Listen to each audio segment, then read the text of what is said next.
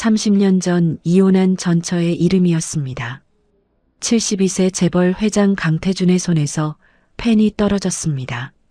낡은 종이 상자 안에는 빛바랜 일기장과 아이 손도장이 찍힌 색종이, 그리고 아빠에게라고 삐뚤빼뚤하게 적힌 봉투가 들어 있었습니다. 일기장 첫 페이지를 펼친 순간 그의 심장이 얼어붙었습니다. 1995년 1월 15일 이혼 서류에 도장을 찍고 병원에서 임신 8주라는 말을 들었다. 하지만 그이에게 말할 수 없다. 이미 끝난 사람이니까. 30년간 존재조차 몰랐던 아들. 그리고 그 아들은 아버지를 이렇게 말했습니다. 그런 사람 없습니다. 저한테 아버지 같은 사람 없어요. 사연 시작하기 전에 구독 눌러주시면 새로운 사연을 매일 받아보실 수 있어요. 오늘의 사연 시작합니다. 2024년 10월 초겨울 비가 유리창을 타고 흘러내리고 있었습니다. 서울 여의도 태성그룹 본사 63층 회장실에서 강태준이 계약서 위에 펜을 움직이고 있었습니다. 일본 반도체 기업과의 합작 계약서였습니다. 72세의 강태준은 여전히 날카로운 눈빛으로 서류의 조항 하나하나를 훑어보았습니다. 회장실 문이 조용히 열리고 비서실장 박상무가 들어왔습니다. 회장님, 죄송합니다. 면담을 요청하신 분이 계십니다. 태준이 펜을 멈추지 않고 물었습니다. 누군가? 신원을 밝히지 않으셨습니다. 다만 윤서영 씨 관련이라고 하셨습니다. 태준의 손이 멈췄습니다. 펜이 계약서 위로 떨어졌습니다. 30년 전 이혼한 전처의 이름이었습니다. 들여보내. 회장님, 경호실에서 신원 확인 없이는 곤란하다고. 들여보내라고 했다. 태준이 낮은 목소리로 다시 말했습니다. 박상무가 고개를 숙이고 나갔습니다. 잠시 후 낡은 베이지색 코트를 입은 60대 중년 여성이 회장실로 들어왔습니다. 손에는 먼지가 쌓인 종이 상자 하나를 들고 있었습니다. 강태준 회장님 맞으시죠? 태준이 자리에서 일어나며 고개를 끄덕였습니다. 서영 씨의 유품입니다. 여성이 상자를 조심스럽게 내밀었습니다. 반년 전에 돌아가셨어요. 서영 씨가 반년 후에 회장님께 전해달라고 하셨습니다. 태준의 얼굴이 굳어졌습니다. 나가봐. 전부 나가. 태준이 비서와 경호원을 향해 손을 저었습니다. 회장실에 태준과 여성만 남았습니다. 태준이 떨리는 손으로 상자를 받아 책상 위에 올려놓았습니다. 테이프를 뜯자 오래된 냄새가 올라왔습니다. 상자 안에는 빛바랜 가죽 표지의 일기장이 있었습니다.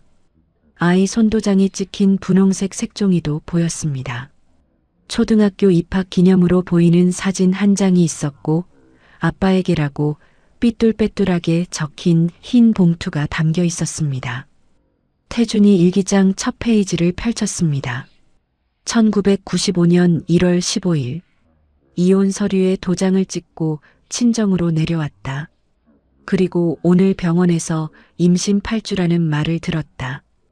하지만 그이에게 말할 수 없다. 이미 끝난 사람이니까. 태준의 심장이 얼어붙는 것 같았습니다. 손가락이 일기장을 움켜쥐었습니다. 1988년 서영과 결혼했던 기억이 떠올랐습니다.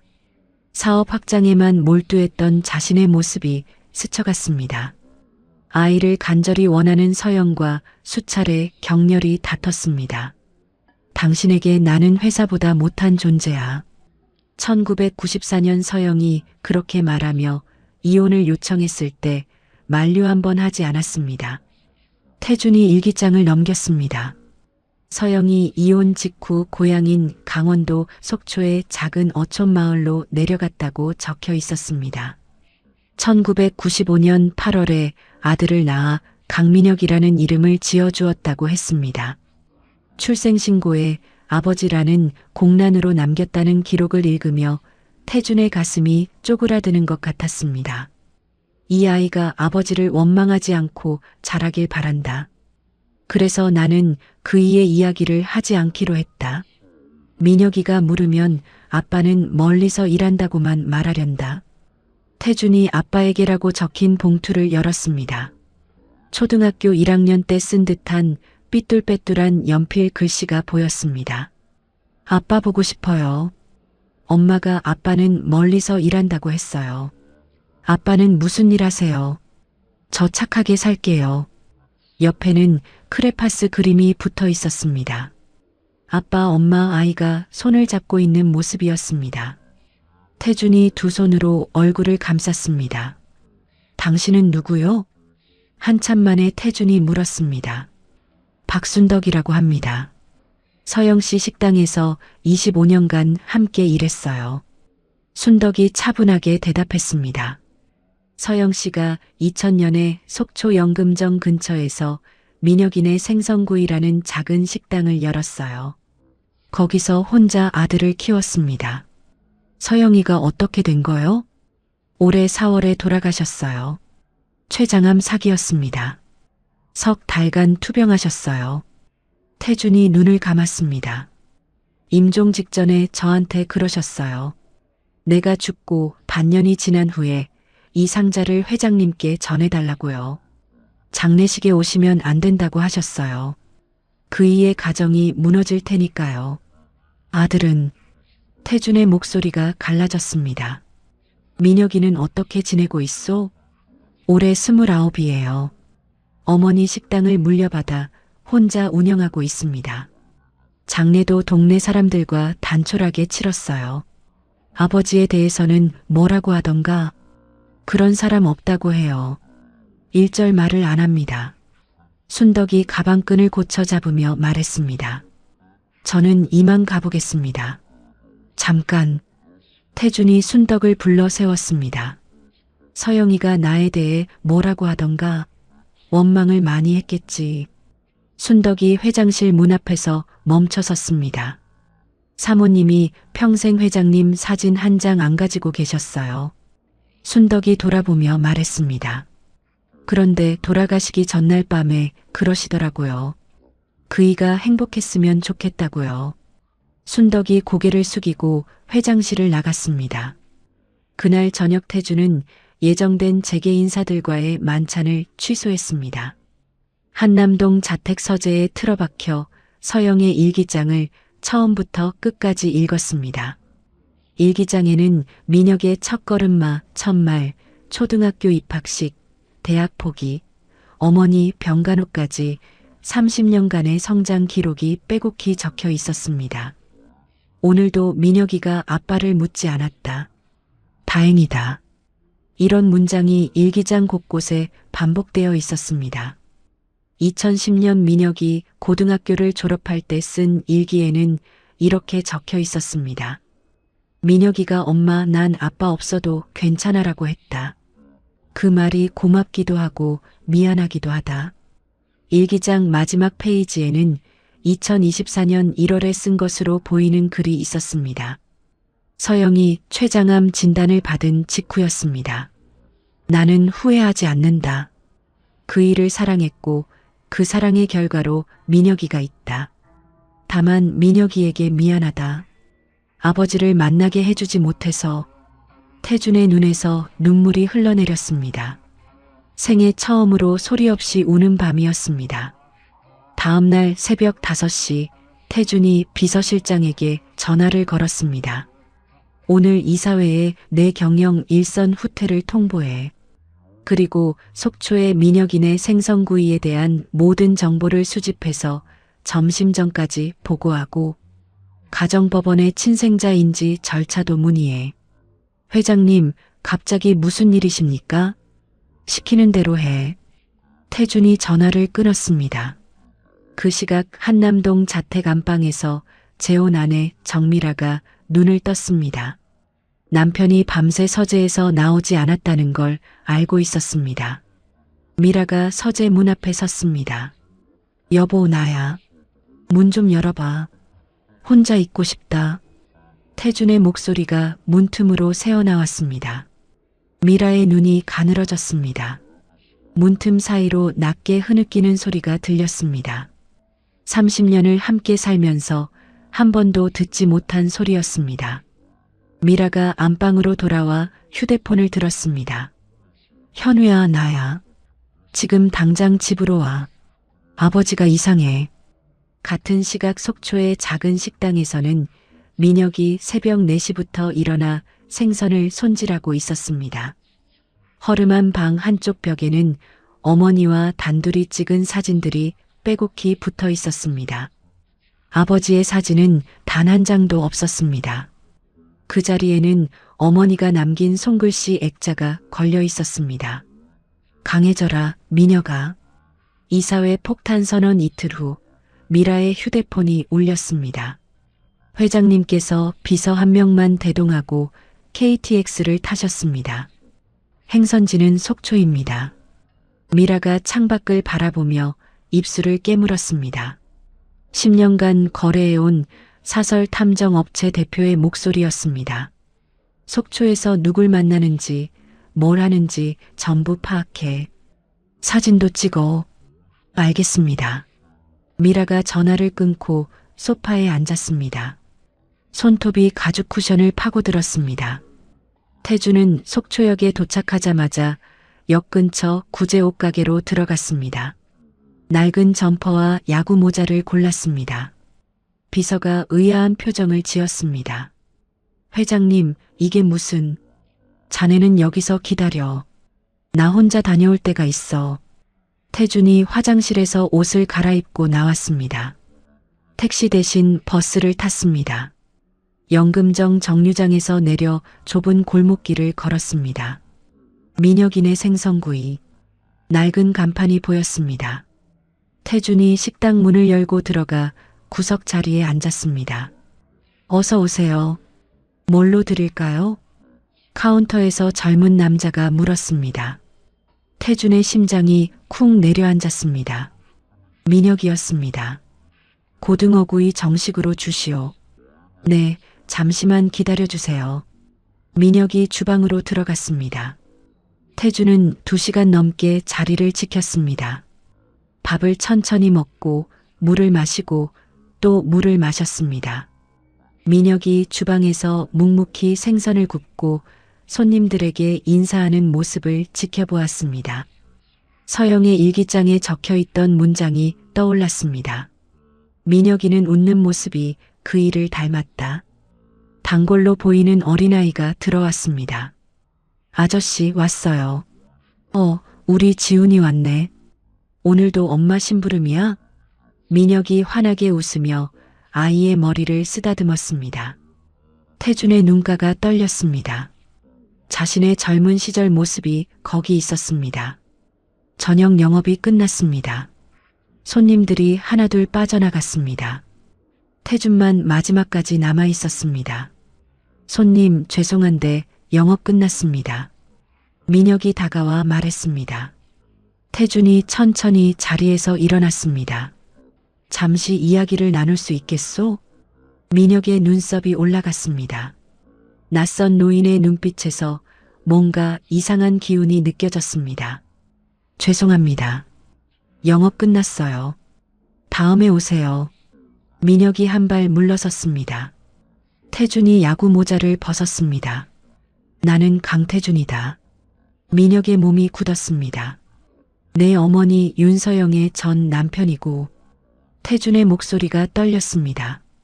내 아버지다. 민혁의 얼굴이 순간 얼어붙었습니다. 이내 차갑게 굳어졌습니다. 아버지라고요? 민혁이 낮은 목소리로 되물었습니다. 전 아버지 없이 29년을 살았습니다. 앞으로도 그렇게 살 겁니다. 민혁아, 나는... 돌아가세요. 민혁이 등을 돌리며 말했습니다. 저한테 아버지 같은 사람 없습니다. 민혁이 주방 안쪽으로 사라졌습니다. 쇠로 된 문이 쾅 닫혔습니다. 태준은 식당 밖에서 1시간 넘게 서성였습니다. 결국 근처 모텔에 숙소를 잡았습니다. 밤새 잠을 이루지 못했습니다. 다음 날 아침 태준이 다시 식당을 찾아갔습니다. 문이 굳게 닫혀 있었습니다. 안에서 인기척이 났지만 문은 열리지 않았습니다. 미녀가 나다. 할 말이 있다. 대답이 없었습니다. 태준이 문 앞에 쪼그려 앉아 메모를 썼습니다. 기다리겠다. 내 어머니 산소에 가고 싶다. 연락처와 함께 메모를 문틈에 끼워 넣고 돌아섰습니다. 태준이 3일째 속초에 머물고 있다는 보고가 미라에게 전해졌습니다. 탐정이 찍은 사진이 미라의 손에 들려 있었습니다. 태준이 작은 식당 앞에 서 있는 모습이었습니다. 민혁이네 생선구이, 이게 뭐야? 미라가 탐정에게 물었습니다. 조사해봤습니다. 이 식당 주인이 강민혁이라는 29세 남자입니다. 강민혁? 네. 그리고 이 남자의 어머니가. 탐정이 서류를 내밀었습니다. 윤서영입니다. 회장님의 전처요. 미라의 얼굴이 창백해졌습니다. 즉시 그룹 법무팀에 연락했습니다. 민혁인의 생선구이의 사업자 등록증, 민혁의 주민등록정보, 가족관계 증명서를 입수했습니다. 가족관계 증명서를 펼쳐든 미라의 손이 떨렸습니다. 붙인 란이 공란으로 되어 있었습니다. 모친은 윤서영이었습니다. 미라가 즉시 아들 현우를 불렀습니다. 한남동 자택에서 떨어진 별장에서 만났습니다. 엄마, 무슨 일이야? 급하게 오라고 해서. 현우가 소파에 앉으며 물었습니다. 너의 아버지가 전처 사이에서 난 아들을 찾아 나섰어. 뭐? 현우의 얼굴이 굳어졌습니다. 윤서영이라는 여자야. 30. 미숙. 빈소에 들어선 순간 재벌 회장 강태준의 숨이 멎었습니다. 상주석에 앉아있는 여인은 18년 전 이혼장에서 마지막으로 본 전처 윤미숙이었습니다. 흰 머리카락이 섞인 단발머리, 세월의 흔적이 담긴 얼굴. 그녀는 왜 친정 어머니의 상주로 앉아 있는 것일까요? 이혼 후 친정과도 멀어졌을 거라 생각했는데 18년간 홀로 어머니를 모셔온 것이었습니다. 그리고 그 옆에 앉은 중년 여성, 자신의 친딸 서연이었습니다. 딸은 아버지를 발견하고도 차갑게 시선을 피했습니다. 그때 고등학생 또래의 소년이 서연에게 다가가 말했습니다. 엄마, 이쪽 음료 다 떨어졌어. 손자가 있었습니다. 아무도 알려주지 않았습니다. 18년간 자신이 무엇을 잃어버렸는지조차 모르고 살았던 것입니다. 하지만 그는 아직 몰랐습니다. 18년 전 이혼의 진짜 이유와 지금 자신의 곁에 있는 아내가 숨겨온 끔찍한 비밀을. 사연 시작하기 전에 구독 눌러주시면 새로운 사연을 매일 받아보실 수 있어요. 오늘의 사연 시작합니다. 2024년 늦가을 서울 도심의 스카이라인이 붉은 노을에 물들어가고 있었습니다. 성도그룹 본사 50층 회장실에서 강태준이 창가에 서서 저 멀리 한강을 내려다보고 있었습니다. 손에 들린 서류 한 장이 미세하게 떨리고 있었습니다. 심장 판막 이상이라. 태준이 낮게 중얼거리며 서류를 책상 위에 내려놓았습니다. 3년 만에 받은 종합건강검진 결과지였습니다. 그것도 성도의료재단이 아닌 외부 대학병원에서 받은 검사 결과였습니다. 회장님, 왜 이제야 검진을 받으셨습니까? 3년이면 병이 많이 진행됐을 수도 있습니다. 오전에 만난 외부 병원 의사의 말이 귓가에 맴돌았습니다. 태준은 그 말에 아무 대답도 하지 못했습니다. 3년 전 성도의료재단 박 원장은 분명히 경미한 수준이라고 했습니다. 약물 치료로 충분하다고 했습니다. 그 말을 믿고 매일 약을 챙겨 먹었는데 상태가 이 지경이 된 것입니다. 내가 너무 일에만 매달렸나? 태준이 깊은 한숨을 내쉬며 가죽 의자에 몸을 기댔습니다. 67회를 살아오면서 쉬어본 적이 없었습니다. 성도그룹을 일으켜 세우느라, 코스피에 상장시키느라, 사업을 확장하느라 자신의 몸은 늘 뒷전이었습니다. 그때 조심스러운 노크 소리가 들렸습니다. 회장님, 들어가도 되겠습니까? 수석 비서 김현수의 목소리였습니다. 들어와. 김현수가 문을 열고 들어오더니 태준 앞에 스마트폰 화면을 내밀었습니다. 화면에는 부고 문자 하나가 떠 있었습니다. 이게 뭔가? 회장님, 전 장모님이신 박순덕 여사께서 어제 별세하셨다고 합니다. 태준의 눈이 잠시 멈췄습니다. 박순덕? 18년 전 이혼하며 모든 인연을 끊었던 전처 윤미숙의 어머니였습니다. 언제 돌아가셨지? 어제 새벽이라고 합니다. 지병으로 투병 중이셨다고 하고요. 태준은 한동안 아무 말 없이 화면만 응시했습니다. 18년이라는 세월이 주마등처럼 스쳐 지나갔습니다. 조문 여부를 여쭤봐도 되겠습니까? 김현수가 조심스럽게 물었습니다. 태준은 창밖으로 시선을 돌렸습니다. 최근 들어 부쩍 과거를 돌아보는 시간이 많아졌습니다. 건강검진 결과를 받고 나서부터였습니다. 특히 18년 전 이혼 당시 미숙의 모습이 자꾸 떠올랐습니다. 왜 그렇게 담담하게 서류에 도장을 찍었는지, 왜 한 번의 연락도 없었는지, 그 의문이 요즘 들어 자주 마음을 어지럽혔습니다. 더 이상 한 번은 가봐야 하지 않겠나? 알겠습니다. 수행 차량을 준비하겠습니다. 아니, 혼자 갈 거야. 차도 내가 직접 몰고. 김현수가 살짝 놀란 표정을 지었지만 곧 고개를 숙였습니다. 예, 알겠습니다. 저녁 무렵 태준은 눈에 띄지 않는 검은색 중형 세단을 직접 몰아 서울 외곽의 장례식장으로 향했습니다. 수행원도 없이 홀로 움직인 것은 이 방문이 성도그룹 회장으로서가 아닌 한 개인으로서의 조문임을 스스로에게 확인하는 것이었습니다. 장례식장 로비는 한산했습니다. 태준은 조문객들 사이에 섞여 빈소로 향하는 복도를 걸었습니다. 화려한 화환이나 기업체 조화는 보이지 않았습니다. 대부분이 동네 주민이나 노인들로 보였습니다. 그것은 박순덕 여사가 18년간 재벌가와 완전히 단절된 채 소박하게 살아왔음을 말해주고 있었습니다. 빈소에 들어선 순간 태준의 발걸음이 멈췄습니다. 상주석에 한 여인이 단정하게 앉아 조문객들의 인사를 받고 있었습니다. 흰 머리카락이 섞인 단발머리, 세월의 흔적이 담긴 얼굴. 그러나 그 눈매만은 18년 전 그대로였습니다. 미숙. 태준의 입에서 저도 모르게 작은 탄식이 새어나왔습니다. 윤미숙이었습니다. 18년 전 이혼장에서 마지막으로 보았던 전처가 바로 눈앞에 있었습니다. 태준은 미숙이 이혼 후 친정과도 사이가 멀어졌을 것이라 막연히 짐작했었습니다. 그러나 눈앞의 현실은 정반대였습니다. 미숙은 상주로서 어머니의 장례를 치르고 있었습니다. 18년간 홀로 된 친정 어머니를 지극정성으로 모셔왔다는 뜻이었습니다. 태준의 가슴이 먹먹해졌습니다. 그때 미숙 옆에 앉은 중년 여성이 눈에 들어왔습니다. 검은 상복을 입은 그 여성의 얼굴 윤곽과 눈매를 자세히 보던 태준의 눈이 크게 떠졌습니다.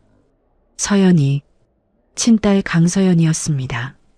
24세 마지막으로 본 딸이 어느새 42의 중년 여성이 되어 있었습니다. 서연은 빈소에 들어선 아버지를 발견하고도 아무런 표정 변화 없이 시선을 피해버렸습니다. 그 차가운 반응에 태준의 가슴이 서늘해졌습니다. 태준은 조용히 조문을 마치고 빈소 한쪽에 섰습니다. 그때 고등학생 또래의 소년 하나가 조문객들에게 음료를 나눠주며 분주하게 움직이는 모습이 눈에 들어왔습니다. 예의 바르고 단정한 모습의 소년이었습니다. 엄마, 이쪽 음료 다 떨어졌어. 더 가져올게. 소년이 서연에게 다가가며 말했습니다. 태준의 심장이 멈추는 듯 했습니다. 손자가 있었습니다. 아무도 알려주지 않았습니다. 알 방법도 없었습니다. 18년간 가족을 버려두고 사업에만 매달렸으니까요. 태주는 더 이상 그 자리에 서 있기가 힘들었습니다. 아무에게도 말을 걸지 못한 채 장례식장을 빠져나왔습니다. 주차장에 도착해 운전석에 앉았지만 시동을 걸 수가 없었습니다. 내가 뭘 한 거지? 태준의 손이 핸들 위에서 떨렸습니다. 18년간 성공과 사업 확장에만 매달리며 무엇을 잃어버렸는지조차 잊고 살았습니다. 딸이 결혼을 했는지, 아이를 낳았는지, 어떻게 살고 있는지 아무것도 몰랐습니다. 아니, 알려고 하지 않았습니다. 그 순간 가슴에서 날카로운 통증이 밀려왔습니다. 태준이 가슴을 움켜쥐며 거친 숨을 몰아쉬었습니다. 최근 진단받은 심장 질환이 다시 고개를 드는 것이었습니다.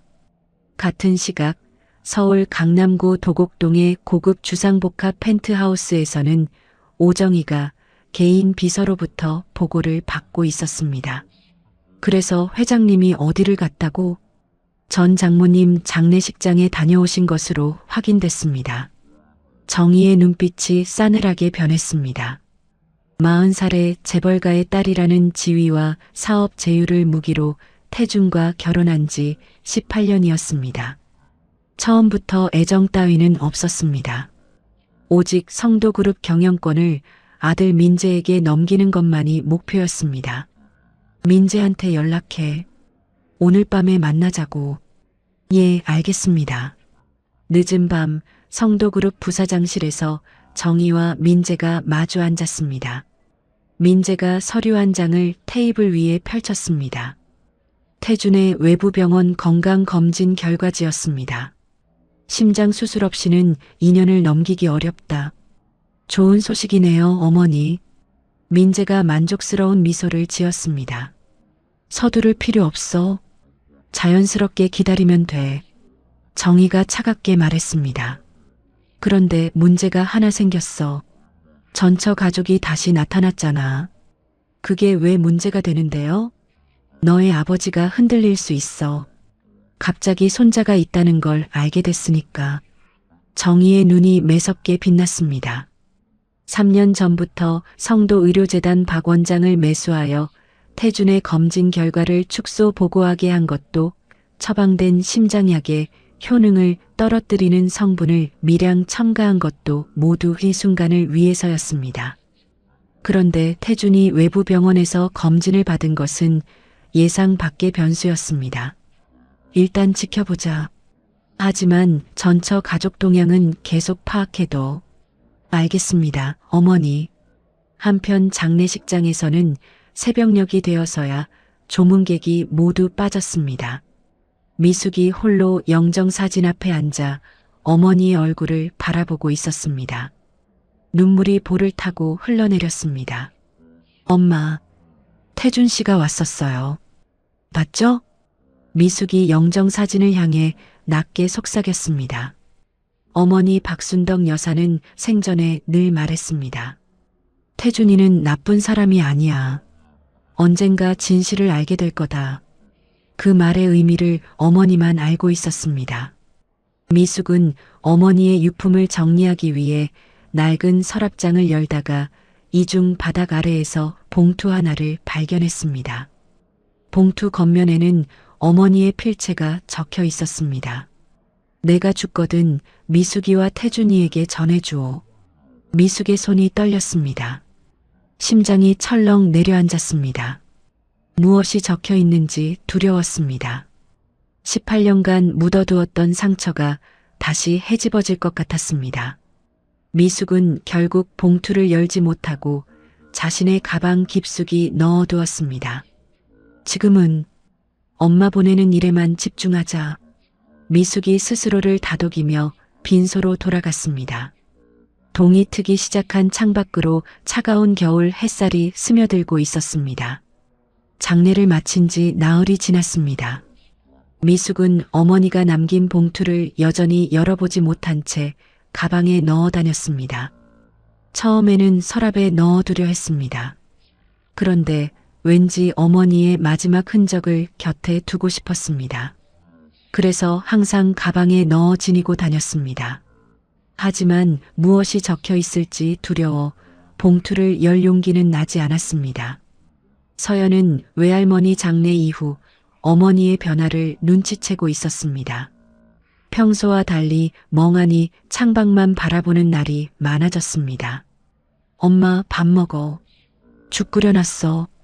서연이 식탁에 죽그릇을 내려놓으며 말했습니다. 응, 고마워. 미숙이 힘없이 대답했습니다. 서연은 어머니의 그런 모습이 외할머니를 잃은 슬픔 때문인지 장례식장에서 갑자기 나타났던 아버지 때문인지 분간하기 어려웠습니다. 사실 서연 자신도 18년 만에 본 아버지의 모습이 머릿속에서 떠나지 않았습니다. 흰 머리카락이 부쩍 늘어난 얼굴, 늙어버린 모습, 그 모습이 자꾸 떠올라 복잡한 심경이었습니다. 엄마, 나 가게 나갈게. 오늘 호텔 웨딩 납품 있어서 좀 바빠. 그래, 조심해서 가. 서연이 집을 나서 꽃집으로 향했습니다. 서울 은평구 상가 건물 1층에 있는 서연이네 꽃집이었습니다. 10년째 같은 자리에서 운영해온 작은 화원이었습니다. 가게 문을 열자 직원 한정민이 먼저 와서 꽃 손질을 하고 있었습니다. 대학에서 원예학을 전공하고 7년째 함께 일해온 35살의 청년이었습니다. 사장님 오셨어요? 오늘 웨딩 납품 물량 다 준비해뒀어요. 고마워, 정민 씨. 일찍 나왔네. 호텔에서 오전 10시까지 도착해달라고 해서요. 정민이 서연의 얼굴을 살피며 말했습니다. 근데 사장님, 요즘 많이 안 좋아 보여요. 무슨 일 있으면 말씀하세요. 괜찮아, 좀 피곤해서 그래. 서연이 억지로 웃으며 대답했습니다. 정민은 더 캐묻지 않고 고개를 끄덕였습니다. 그럼 저 배달 다녀올게요. 사장님은 좀 쉬세요. 정민이 준비한 꽃 상자들을 들고 가게를 나섰습니다. 서연은 텅 빈 가게에 혼자 남아 한숨을 내쉬었습니다. 같은 시각 성도그룹 본사 회장실에서 태주는 업무에 집중하지 못하고 있었습니다. 서류를 펼쳐놓고도 눈에 들어오지 않았습니다. 자꾸 장례식장에서 본 미숙과 서연, 그리고 손자의 얼굴이 떠올랐습니다. 현수야. 예, 회장님. 비서 김현수가 다가왔습니다. 전처 가족, 지금 어떻게 살고 있는지 알아볼 수 있나? 조사를 해보라는 말씀이십니까? 그래. 근데 절대 눈치채지 못하게 신중하게 해야 해. 알겠습니다. 최대한 조심스럽게 진행하겠습니다. 이틀 후 김현수가 보고서를 들고 회장실로 들어왔습니다. 회장님, 요청하신 자료입니다. 태준이 보고서를 받아들었습니다. 첫 장부터 가슴이 답답해졌습니다. 서연은 서울 은평구 상가 건물 1층에서 서연이네 꽃집을 10년째 운영하고 있었습니다. 직원 한 명과 함께 어머니 미숙과 아들 준호를 부양하며 살고 있었습니다. 월세와 생활비를 감당하느라 재정 상황은 넉넉지 않았습니다. 꽃집 수익만으로는 빠듯한 살림이었습니다. 싱글맘이라고? 태준이 보고서의 한 대목에서 멈췄습니다. 예. 따님께서 대학 졸업 직후 교제하던 남성분이 임신 사실을 알고 잠적했다고 합니다. 이후 혼자서 아이를 낳아 키우셨고요. 그 남자 이름은 확인이 어려웠습니다. 출생신고서에도 아버지 이름이 공란으로 되어 있습니다. 태준의 손이 떨렸습니다. 딸이 임신한 채로 버림받았다는 사실, 혼자서 아이를 낳고 꽃집을 차려 생계를 이어왔다는 사실, 그 모든 어려움을 딸이 홀로 감당해왔습니다. 내가 곁에 있었으면. 태준이 낮게 중얼거렸습니다. 자신이 곁에 있었다면 딸이 그런 고통을 겪지 않았을 것입니다. 그 생각에 잠을 이룰 수가 없었습니다. 며칠 후 태준은 결심을 했습니다. 직접 꽃집을 찾아가 보기로 한 것입니다. 평범한 캐주얼 차림으로 갈아입고 혼자 차를 몰았습니다. 꽃집에 도착했을 때 마침 서연은 은행 업무를 보러 나가고 없었습니다. 가게에는 학교 수업을 마친 준호 혼자서 자리를 지키고 있었습니다. 어서 오세요.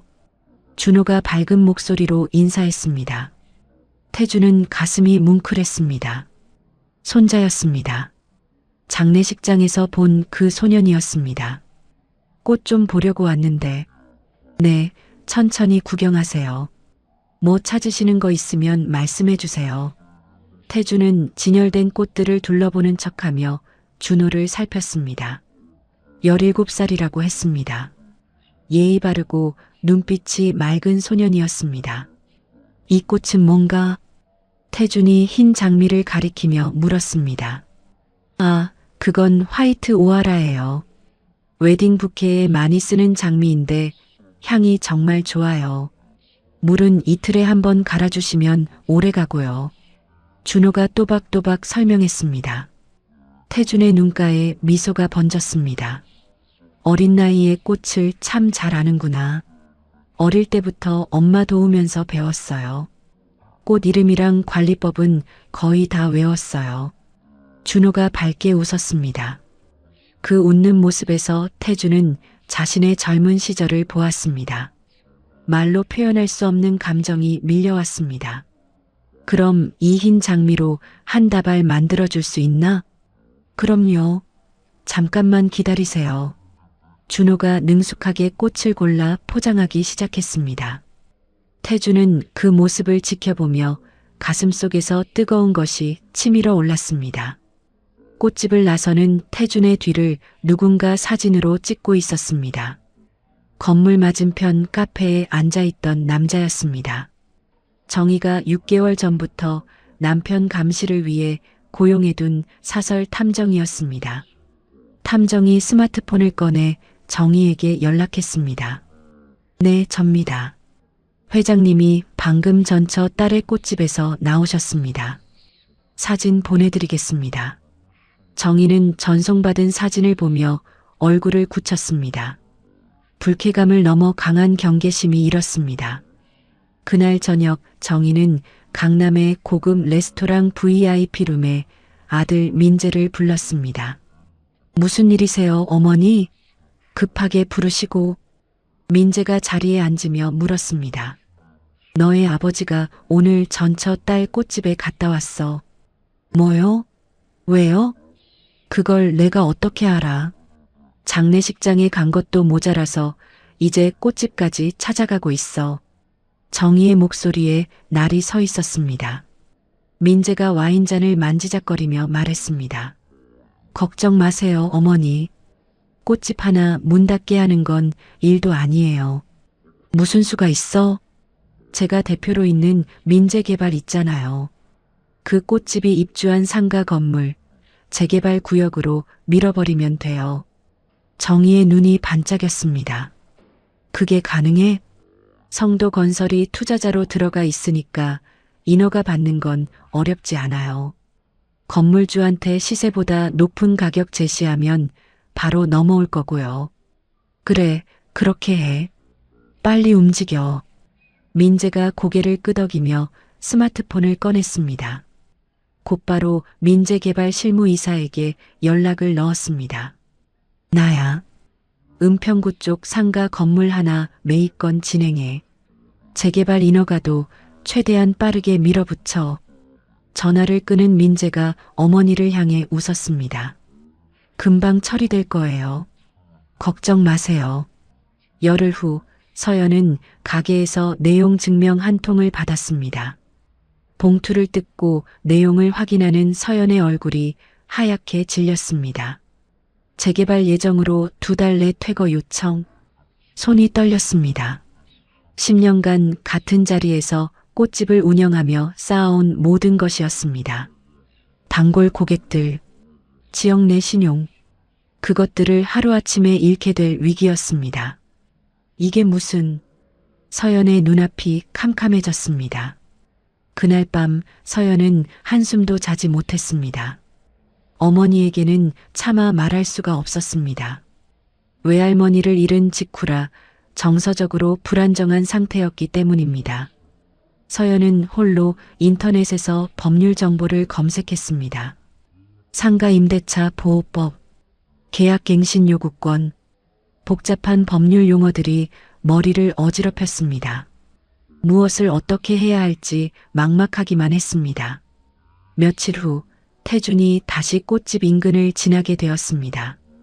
그때 서연이 내용 증명을 들고 건물 관리인과 말다툼을 하고 있는 장면이 눈에 들어왔습니다. 아니, 갑자기 2달 안에 나가라니 그게 말이 돼요. 서연의 목소리가 떨리고 있었습니다. 그 절박한 표정을 본 태준의 가슴이 철렁 내려앉았습니다. 현수야, 급한 일이 생겼어.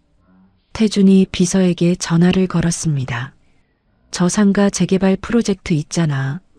실소유주가 누군지, 의결권자가 누군지 긴급하게 조사해. 알겠습니다, 회장님. 다음 날 김현수가 조사 결과를 가져왔습니다. 보고서를 읽는 태준의 얼굴이 굳어졌습니다. 상가를 인수한 민재개발의 최대 지분 보유자는 오민재였습니다. 민재개발의 배후에는 성도건설이 투자자로 참여하고 있었습니다. 성도건설의 경영 일선을 맡고 있는 것도 민재였습니다. 이 자식이. 태준의 주먹이 떨렸습니다. 의부사들이 전처의 딸을 의도적으로 쫓아내려 하고 있었습니다. 분노가 치밀었습니다. 하지만 태준은 아직 직접 나서지 않기로 했습니다. 더 많은 증거를 모아야 했습니다. 그날 저녁 태준은 집에서 정희와 마주 앉았습니다. 아무것도 모르는 척 평소처럼 행동했습니다. 요즘 민재가 부동산 쪽으로 사업을 확장한다던데 잘 되어가나? 정희의 얼굴에 잠시 당황한 기색이 스쳤습니다. 젊은이들 하는 일이니 저도 자세히는 몰라요. 태준은 그 반응을 놓치지 않았습니다. 아내의 관여를 확신하게 되었습니다. 밤늦은 시간 준호가 학교 급식실 보조 아르바이트를 마치고 꽃집에 들렀습니다. 서연이 혼자서 시든 꽃을 정리하고 있었습니다. 엄마, 아직도 이래? 이제 들어가. 응, 금방 갈게. 준호가 어머니의 얼굴을 살폈습니다. 눈이 퉁퉁 부어 있었습니다. 엄마, 무슨 일 있어? 요즘 계속 힘들어 보여. 서연이 아들을 바라보았습니다. 17살밖에 안 된 아이에게 짐을 지우고 싶지 않았습니다. 괜찮아. 곧 해결될 거야. 서연이 억지 미소를 지었습니다. 준호는 더 캐묻지 않았습니다. 대신 어머니 옆에 앉아 묵묵히 꽃 정리를 도왔습니다. 서연의 눈가에 눈물이 맺혔습니다. 퇴거 통보를 받은 지 2주가 지났습니다. 서연은 구청 민원실을 찾아갔습니다. 재개발 관련 상담을 받기 위해서였습니다. 죄송합니다만 이건 사업 시행자 측 문제라서 구청에서 개입하기가 어렵습니다. 담당 직원의 대답은 차가웠습니다. 서연은 발걸음을 돌려 대한법률구조공단에 전화를 걸었습니다. 상담 예약이요? 지금 대기 인원이 많아서 3주 정도 걸립니다. 3주를 기다릴 여유가 없었습니다. 퇴거 기한은 2달도 채 남지 않았습니다. 서연은 동네 주민센터에서 안내받은 무료 법률지원센터를 직접 찾아가기로 했습니다. 법률지원센터는 종로구의 낡은 건물 3층에 있었습니다. 접수 창구에서 서연이 이름과 사연을 말했습니다. 당번 상담원이 서류를 받아들고 잠시 자리를 비웠습니다. 얼마 후 흰 머리의 노신사 한 분을 데리고 돌아왔습니다. 이분이 송재호 변호사님이세요.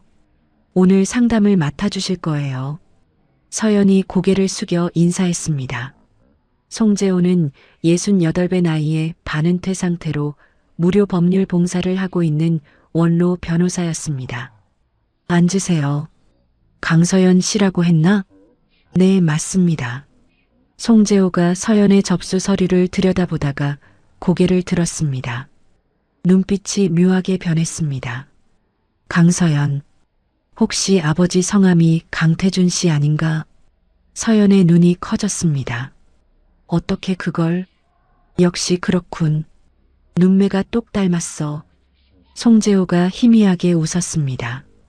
나하고 자네 아버지하고는 대학 시절 룸메이트였어. 30년 전에 자네 부모님 결혼식 줄에도 내가 섰고. 서연은 말문이 막혔습니다. 이런 우연이 있을 수가 있었습니다. 저 아버지 이야기는 하고 싶지 않습니다. 알았어. 그 이야기는 나중에 하고 일단 자네 문제부터 해결하자.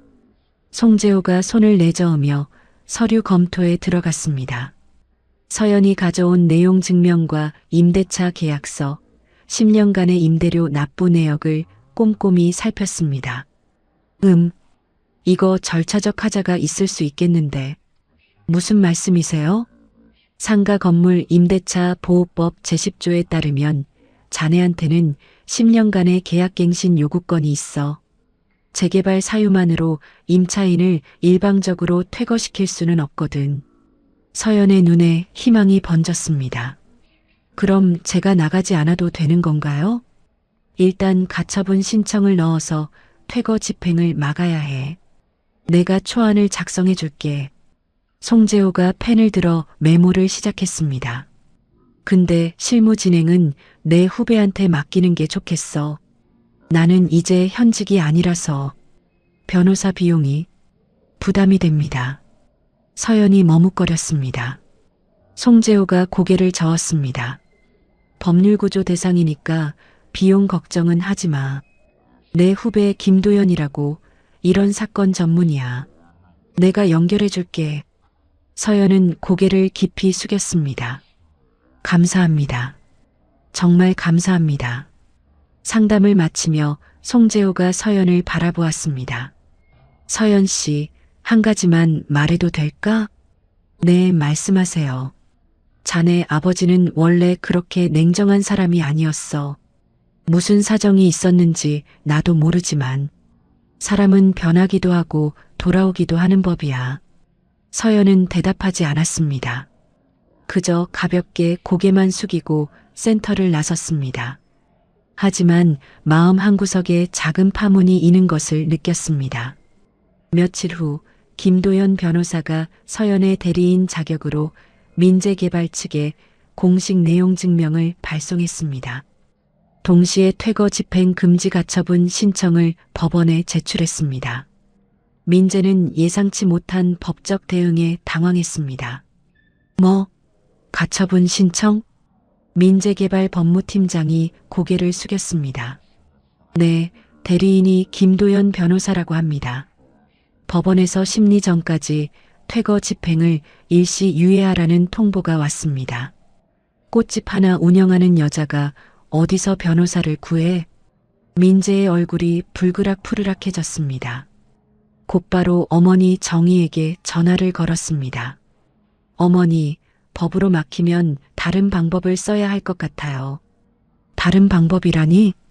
그 여자 어머니 있잖아요. 윤미숙, 그쪽 과거를 좀 파헤쳐 보려고요. 정희의 목소리가 차가워졌습니다. 좋아. 확실하게 해. 전처 가족을 완전히 무력화시켜야 돼. 민재는 자신이 운영하는 사설정보 수집업체에 지시를 내렸습니다. 미숙의 30년 전 직장생활 기록부터 현재까지의 신상 정보를 샅샅이 조사하라고 했습니다. 일주일 후 조사 결과가 올라왔습니다. 뭐가 나왔어? 30년 전 무역회사에서 격리로 근무할 때 횡령 혐의로 내부 감사를 받은 기록이 있습니다. 민재의 입꼬리가 올라갔습니다. 횡령이라. 이거 쓸만하네. 근데 부장님, 당시 검찰 조사에서 무혐의 처분을 받았다고 합니다. 상사의 지시에 따른 비자금 조성이었고 본인은 지시를 따랐을 뿐이라서 그런 건 중요하지 않아. 어떻게 포장하느냐가 중요한 거야. 민재가 온라인 마케팅 대행업체에 연락을 넣었습니다. 미숙이라는 여자 건으로 글 좀 뿌려줘. 주요 커뮤니티, 블로그, SNS 전부 다. 어떤 내용으로 할까요? 성도그룹 회장의 전처, 알고 보니 횡령 전과자. 이런 식으로 자극적으로 뽑아. 알겠습니다. 며칠 후 인터넷 곳곳에 미숙에 대한 글들이 올라오기 시작했습니다. 미숙의 이름, 나이, 심지어 최근 장례식장에서 찍힌 사진까지 포함된 글들이었습니다. 준호가 학교 점심시간에 친구의 스마트폰으로 커뮤니티를 보다가 그 글을 발견했습니다. 처음에는 동명이인일 거라고 생각했습니다. 하지만 첨부된 사진이 분명히 자신의 할머니였습니다. 이게 뭐야? 준호의 얼굴이 하얗게 질렸습니다. 오후 수업을 제대로 듣지 못했습니다. 집에 돌아오자마자 서연에게 말했습니다. 엄마, 이것 좀 봐. 준호가 스마트폰 화면을 내밀었습니다. 서연의 눈이 커졌습니다. 이게 뭐야? 서연이 떨리는 손으로 화면을 스크롤했습니다. 글이 한두 개가 아니었습니다. 여러 사이트에 동시에 퍼져 있었습니다. 할머니가 횡령을 했다고? 말도 안 돼. 할머니가 그런 분이야? 준호가 울먹이며 물었습니다. 아니야. 절대 아니야. 이건 다 거짓말이야. 서연의 목소리가 떨렸습니다. 분노와 무력감이 동시에 밀려왔습니다. 서연은 즉시 해당 게시물들의 삭제 요청을 넣었습니다. 정보통신망법에 따른 임시조치 신청도 했습니다. 하지만 글은 이미 여러 사이트에 퍼진 뒤였습니다. 일부 커뮤니티에서는 재벌 전처에 숨겨진 과거라는 제목으로 글이 계속 재생산되고 있었습니다. 며칠 후 미숙은 동네 경로당에서 아는 할머니로부터 이상한 말을 들었습니다. 미숙아, 인터넷에 내 이름으로 이상한 글이 돌아다니더라. 무슨 횡령이니 뭐니? 미숙의 얼굴이 굳었습니다. 그게 무슨 말씀이세요? 내가 잘은 모르지만 우리 손자가 보여줬어. 내 사진도 있던데. 미숙의 가슴이 철렁 내려앉았습니다. 30년 전 이미 검찰에서 무혐의 처분을 받은 일이었습니다. 그것이 이렇게 왜곡되어 세상에 나온 것이었습니다. 아니에요. 저는 미숙이 가슴을 움켜쥐었습니다. 숨이 막혀왔습니다. 눈앞이 흐려지며 몸이 앞으로 기울었습니다. 미숙아. 경로당이 발칵 뒤집혔습니다. 누군가 119에 신고를 했습니다. 서연은 꽃집에서 전화를 받았습니다. 따님이세요? 어머니께서 경로당에서 쓰러지셔서 지금 응급실로 이송 중입니다. 서연의 머릿속이 하얘졌습니다. 가게 문을 잠그지도 못하고 병원으로 달려갔습니다. 응급실에서 미숙은 스트레스성 협심증 발작 진단을 받았습니다. 강한 정서적 충격이 직접적 원인으로 보입니다. 기저에 경미한 관상동맥 질환이 있었던 것 같고요. 담당 의사가 설명했습니다. 서연은 어머니의 창백한 얼굴을 바라보았습니다. 이 모든 일의 배후가 누구인지 직감했습니다. 아버지의 현재 가족이 자신들을 조직적으로 공격하고 있다는 확신이 들었습니다. 태주는 비서 김현수를 통해 이 소식을 접했습니다. 회장님, 윤미숙 여사께서 입원하셨습니다. 인터넷에 퍼진 비방글 때문에 충격을 받으신 것 같습니다. 비방글이라니? 김현수가 태블릿을 내밀었습니다. 태준의 얼굴이 굳어졌습니다. 이 글들 최초 게시자 IP 추적해봤나? 네. 민재 부사장님과 연결된 온라인 마케팅 대행업체 서버로 확인됐습니다. 태준의 주먹이 떨렸습니다. 분노를 넘어 깊은 자괴감이 밀려왔습니다. 자신이 집안에 들인 사람들이 전처 가족을 이토록 잔인하게 해치고 있었습니다. 다음 날 오후 태준은 병원을 찾았습니다. 병실 문 앞에서 한참을 망설였습니다. 깊은 숨을 내쉬고 문을 열었습니다. 서연이 어머니 곁에 앉아 있다가 고개를 들었습니다. 아버지를 보는 순간 서연의 눈에 불꽃이 일었습니다. 지금 와서 왜 나타나세요? 서연이 자리에서 벌떡 일어났습니다. 서연아, 이게 다 그쪽 가족이 한 짓인 거 다 알아요. 우리 엄마가 왜 이렇게 됐는지 아세요? 서연의 목소리가 떨렸습니다. 18년간 쌓인 분노와 최근의 울분이 한꺼번에 터져 나왔습니다. 엄마는 30년 전에 이미 무혐의 받은 일이에요. 그걸 누가 파헤쳐서 인터넷에 뿌렸는지 아세요? 태주는 아무 말도 하지 못했습니다. 변명할 자격이 없었습니다. 내가 반드시 책임자를 찾아내고 바로잡겠다. 그 말 믿을 것 같아요? 18년 동안 우리한테 뭘 해주셨는데요? 서연의 눈에서 눈물이 흘러내렸습니다. 태주는 고개를 숙인 채 병실을 나섰습니다. 복도를 걸어 나오는데 가슴에서 날카로운 통증이 밀려왔습니다. 태준이 엘리베이터 벽에 기대어 거친 숨을 몰아쉬었습니다. 자신의 건강 악화 역시 정의 모자와 관련이 있을 수 있다는 의심이 더욱 강해졌습니다. 그날 밤 태준은 성도의료재단이 아닌 외부심장내과 전문의를 은밀히 찾아갔습니다. 지난 3년간 복용해온 약물 전체의 성분 분석을 의뢰했습니다. 일주일 후 분석 결과가 나왔습니다. 회장님, 처방된 심장약 중 하나에 약효를 상쇄시키는 성분이 미량 첨가되어 있습니다. 태준의 눈이 커졌습니다. 그게 무슨 말입니까? 자연적으로 섞일 수 있는 성분이 아닙니다. 의도적인 조작으로 보입니다.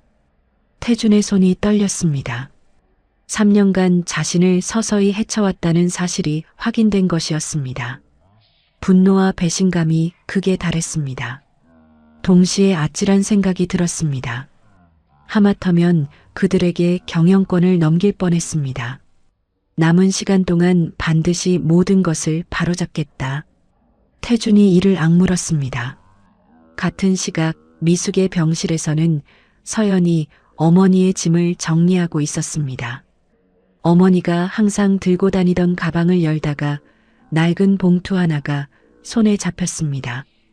봉투 겉면에 외할머니의 필체가 적혀 있었습니다. 내가 죽거든 미숙이와 태준이에게 전해주오. 서연의 심장이 멈추는 듯 했습니다. 잠든 어머니를 바라보았습니다. 조심스럽게 봉투를 열어 편지를 꺼냈습니다. 4장의 편지지가 들어 있었습니다.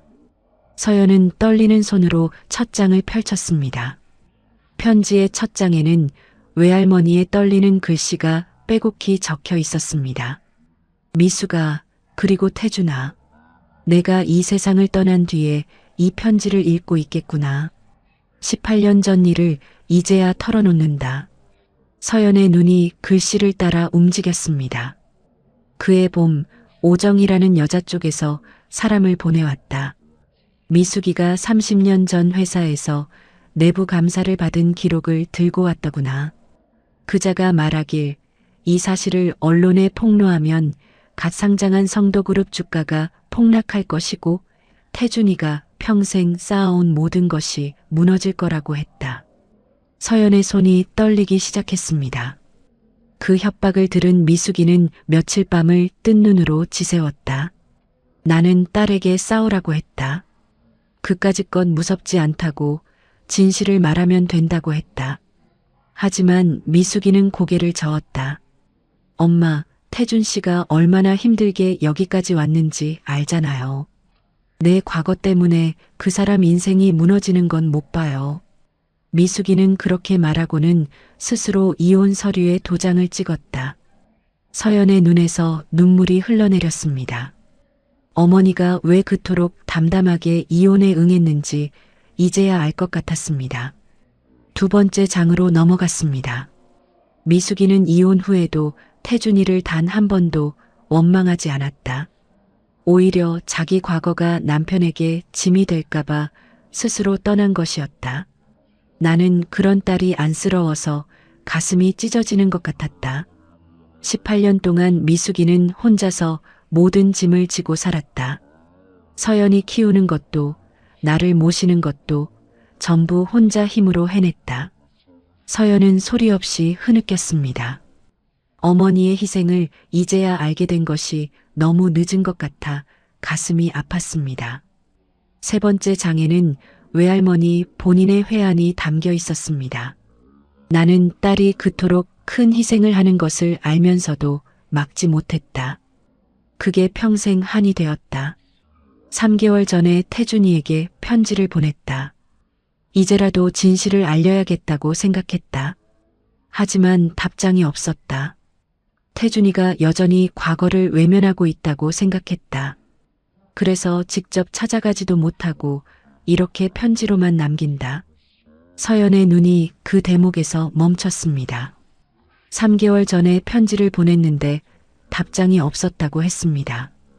아버지가 정말 그 편지를 받고도 무시한 것일까요? 아니면 다른 이유가 있는 것일까요? 네 번째 장은 마지막 당부였습니다. 이 편지가 태준이에게 전해진다면 그가 진실을 알고 미숙이를 다시 찾아주길 바란다. 내 딸은 18년간 단 한 번도 태준이를 원망한 적이 없다. 태준아, 네가 이 편지를 읽고 있다면 제발 미숙이를 찾아가다오. 그 아이는 아직도 너를 기다리고 있단다.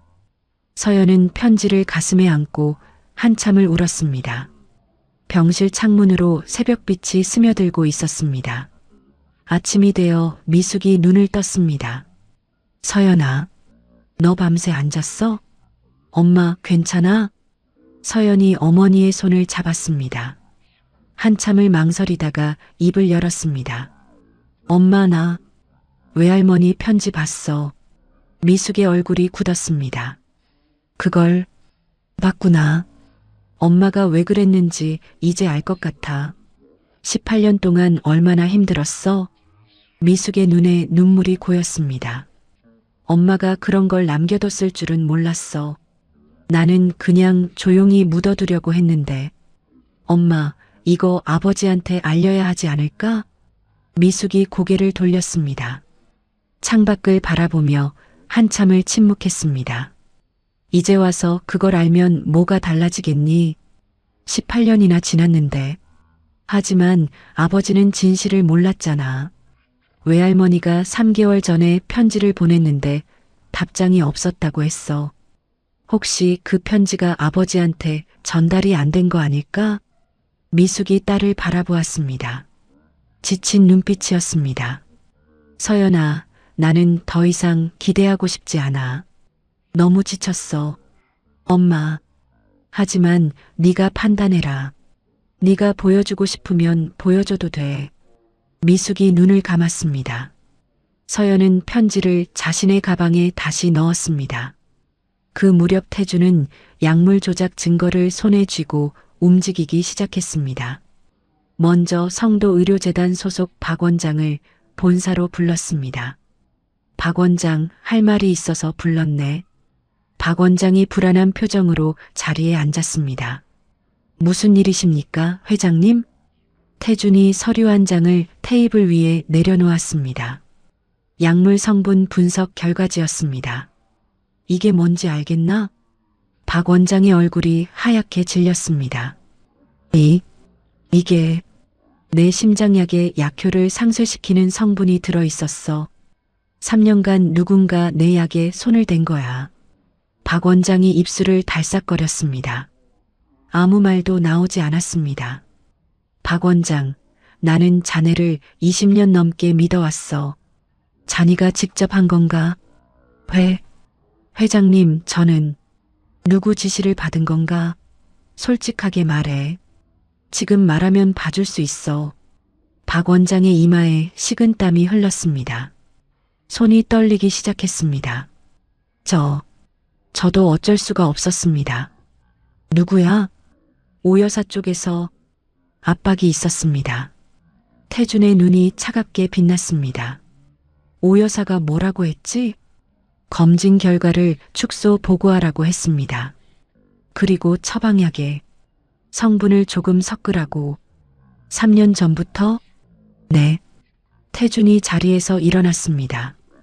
박 원장, 지금 한 말 진술서로 작성해. 그리고 내일부로 재단에서 나가. 회장님, 검찰 고발은 내가 판단해서 결정하겠네. 일단 진술서부터 써. 박 원장이 고개를 떨구었습니다. 더 이상 변명할 여지가 없었습니다. 그날 저녁 태주는 강남 집으로 돌아왔습니다. 거실에서 정희가 소파에 앉아 있었습니다. 어머, 오늘은 일찍 들어오셨네요. 당신하고 할 이야기가 있어서. 태준이 정희 맞은편에 앉았습니다. 테이블 위에 서류 2장을 내려놓았습니다. 이게 뭔지 알겠어? 정희가 서류를 집어들었습니다. 박 원장의 진술서와 약물 분석 결과지였습니다. 정희의 눈동자가 흔들렸습니다. 내 약에 손을 댄 건 누구야? 무슨 말씀이세요? 저는 모르는 일이에요. 박 원장이 다 털어놨어. 당신 짓이었다고. 정희의 얼굴이 굳었습니다. 더 이상 모른 척할 수 없었습니다. 18년 전 미숙에게 협박을 한 것도 당신이지? 정희가 입술을 깨물었습니다. 잠시 침묵이 흘렀습니다. 그 여자가 스스로 물러난 거예요. 저는 그저 사실을 알려줬을 뿐이에요. 태준의 가슴에 불이 붙었습니다. 사실을 알려줬다고? 당신이 협박해서 쫓아낸 거잖아. 협박이 아니에요. 그 여자 과거가 당신한테 짐이 될 거라고 말해준 것뿐이에요. 그래서 18년 동안 나를 속인 거야? 약까지 조작하면서. 정희가 고개를 들었습니다. 눈빛이 차가워졌습니다. 당신이 너무 오래 살면 안 되니까요. 민재한테 회사를 넘겨야 하는데 당신이 버티고 있으니까. 태주는 그 말에 할 말을 잃었습니다. 30년간의 결혼이 처음부터 기만이었다는 사실이 가슴을 짓눌렀습니다. 이혼하겠어. 태준이 낮은 목소리로 말했습니다. 이혼 소송 시작할 거야. 약물 조작건은 상해죄로 형사 고소할 수도 있지만 가족들한테 더 이상 상처 주기 싫어서 민사로만 처리하겠어. 정희의 눈이 커졌습니다. 대신 민재의 성도그룹 내 모든 직위는 해임이야. 명예훼손건은 형사 고소 예정대로 진행하고 당신이 후회하게 될 거예요. 내 변호사들이 가만히 있지 않을 거야. 정희가 이를 악물며 말했습니다. 태준이 자리에서 일어났습니다. 18년 동안 당신 때문에 가족을 잃었어. 더 이상 잃을 것도 없어. 태준은 뒤도 돌아보지 않고 방을 나섰습니다. 그날 밤 태준은 강남의 호텔에 장기 투숙을 예약했습니다. 정희와의 별거가 시작된 것이었습니다. 며칠 후 서연은 어머니의 건강이 안정되자 송재호 변호사를 다시 찾아갔습니다. 가처분 신청 결과가 다음 주에 나올 예정이야. 일단 좋은 쪽으로 가고 있어. 감사합니다, 변호사님. 송재호가 서연을 바라보았습니다. 서연 씨, 한 가지 제안이 있어. 네. 내가 태준이한테 직접 연락해서 세 사람이 함께 만나는 자리를 주선해 볼까 해. 서연의 표정이 굳어졌습니다. 아버지와는 만나고 싶지 않아요. 알아. 하지만 이 문제를 풀려면 결국 태준이가 움직여야 해. 민재개발 뒤에 성도건설이 있고 성도건설은 태준이 회사잖아. 서연은 입술을 깨물었습니다. 외할머니의 편지가 머릿속에 떠올랐습니다. 어머니의 희생을 아버지에게 알려야 한다는 생각이 점점 강해지고 있었습니다. 저 아버지한테 직접 전해드리고 싶은 게 있어요. 뭔데? 외할머니가 남긴 편지예요. 아버지가 꼭 알아야 할 내용이 있어서. 송재호가 고개를 끄덕였습니다. 그래, 그럼 만남을 주선할게. 며칠 후 서울 종로구 인사동의 조용한 전통 찻집에서 태준과 서연이 마주 앉았습니다. 18년 만에 제대로 얼굴을 맞대고 앉는 자리였습니다. 송재호가 가운데에서 분위기를 풀어주었습니다. 두 사람 다 내 오랜 인연이야. 오늘은 감정 내려놓고 이야기해보자. 태준이 먼저 입을 열었습니다. 서연아, 아빠가 정말 미안하다. 얼마나 어리석었는지 이제야 알겠다. 서연은 대답하지 않았습니다. 태준이 계속 말했습니다. 사업 성공한다고 가족을 버린 게 내 인생 최대의 실수였어. 최근에 알게 됐어. 정희하고 민재가 뒤에서 무슨 짓을 했는지. 태준의 눈에 눈물이 맺혔습니다. 모든 게 나의 무지와 무관심 때문이었어. 용서해달라고 말할 자격도 없다는 거 알아. 서연은 아버지의 눈물을 보며 마음이 흔들렸습니다. 하지만 쉽게 말이 나오지 않았습니다. 쉽게 용서하기는 어려워요. 18년이에요. 알아. 충분히 이해해. 서연이 가방에서 봉투 하나를 꺼냈습니다. 이건 외할머니가 돌아가시기 전에 남긴 거예요. 엄마가 아버지께 전하라고 했어요. 태준이 떨리는 손으로 봉투를 받았습니다. 편지를 펼쳐 읽기 시작했습니다. 글씨를 따라 눈이 움직일수록 태준의 얼굴이 일그러졌습니다. 눈물이 볼을 타고 흘러내렸습니다. 편지를 다 읽은 태준은 한참 동안 아무 말도 하지 못했습니다. 미숙이가 나 때문에. 목소리가 떨렸습니다. 내가 미숙에게 직접 사과해야겠다. 18년 동안 그녀가 지고 있던 짐을 이제야 알았어. 서연은 아버지의 진심이 느껴졌습니다. 고개를 끄덕였습니다. 엄마가 퇴원하시면 우리 집으로 찾아오세요. 태준이 고개를 들었습니다. 딸의 눈에서 차가움이 조금 녹아 있었습니다. 그것은 18년 만에 딸이 아버지에게 내민 첫 번째 화해의 손길이었습니다.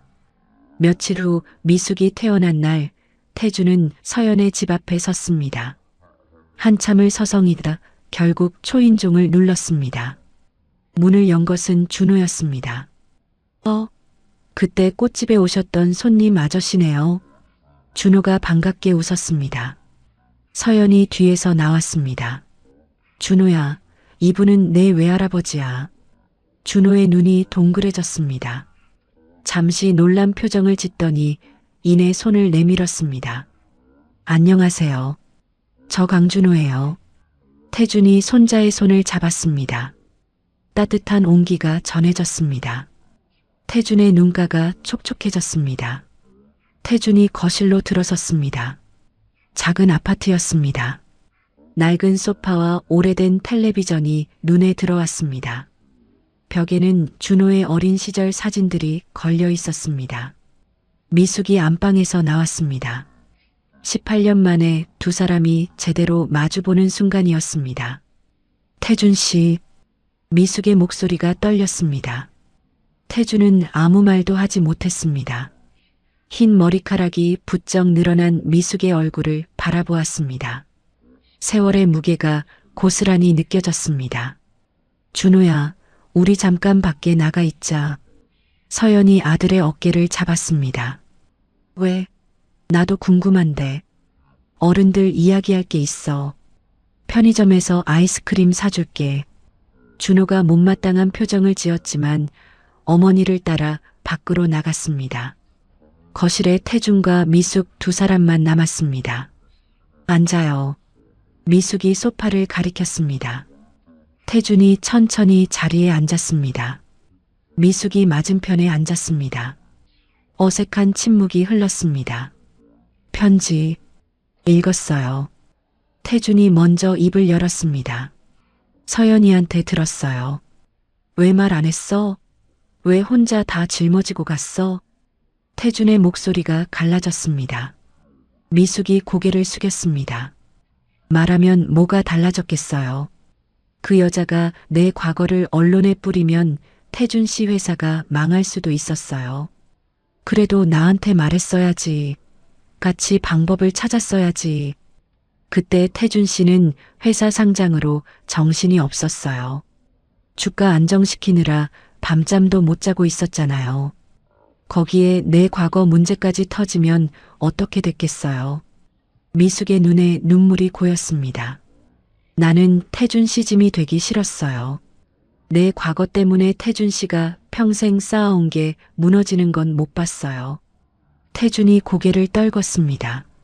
주먹을 꽉 쥐었습니다. 바보 같은 소리 하지 마. 회사가 뭐가 중요해. 당신이랑 서연이가 더 중요했어. 지금은 그렇게 말하지만 그때는 달랐잖아요. 회사가 태준 씨 전부였잖아요. 태준은 반박할 수 없었습니다. 미숙의 말이 맞았습니다. 그때의 자신은 회사 외에는 아무것도 보이지 않았습니다. 미안해. 정말 미안해. 태준의 눈에서 눈물이 흘러내렸습니다. 내가 그때 당신 마음을 몰라줬어. 왜 그렇게 쉽게 이혼에 응하나 싶으면서도 묻지 않았어. 바빠서, 정신이 없어서, 그게 다 핑계였어. 미숙이 눈물을 닦았습니다. 나도 원망 안 한 건 아니에요. 처음 몇 년은 정말 힘들었어요. 서연이 어린 것도 혼자 키워야 했고, 엄마도 혼자 모셔야 했고, 알아. 다 내 잘못이야. 근데 시간이 지나니까 원망하는 것도 지치더라고요. 그냥 잊고 살자. 그렇게 마음먹었어요. 두 사람 사이에 무거운 침묵이 흘렀습니다.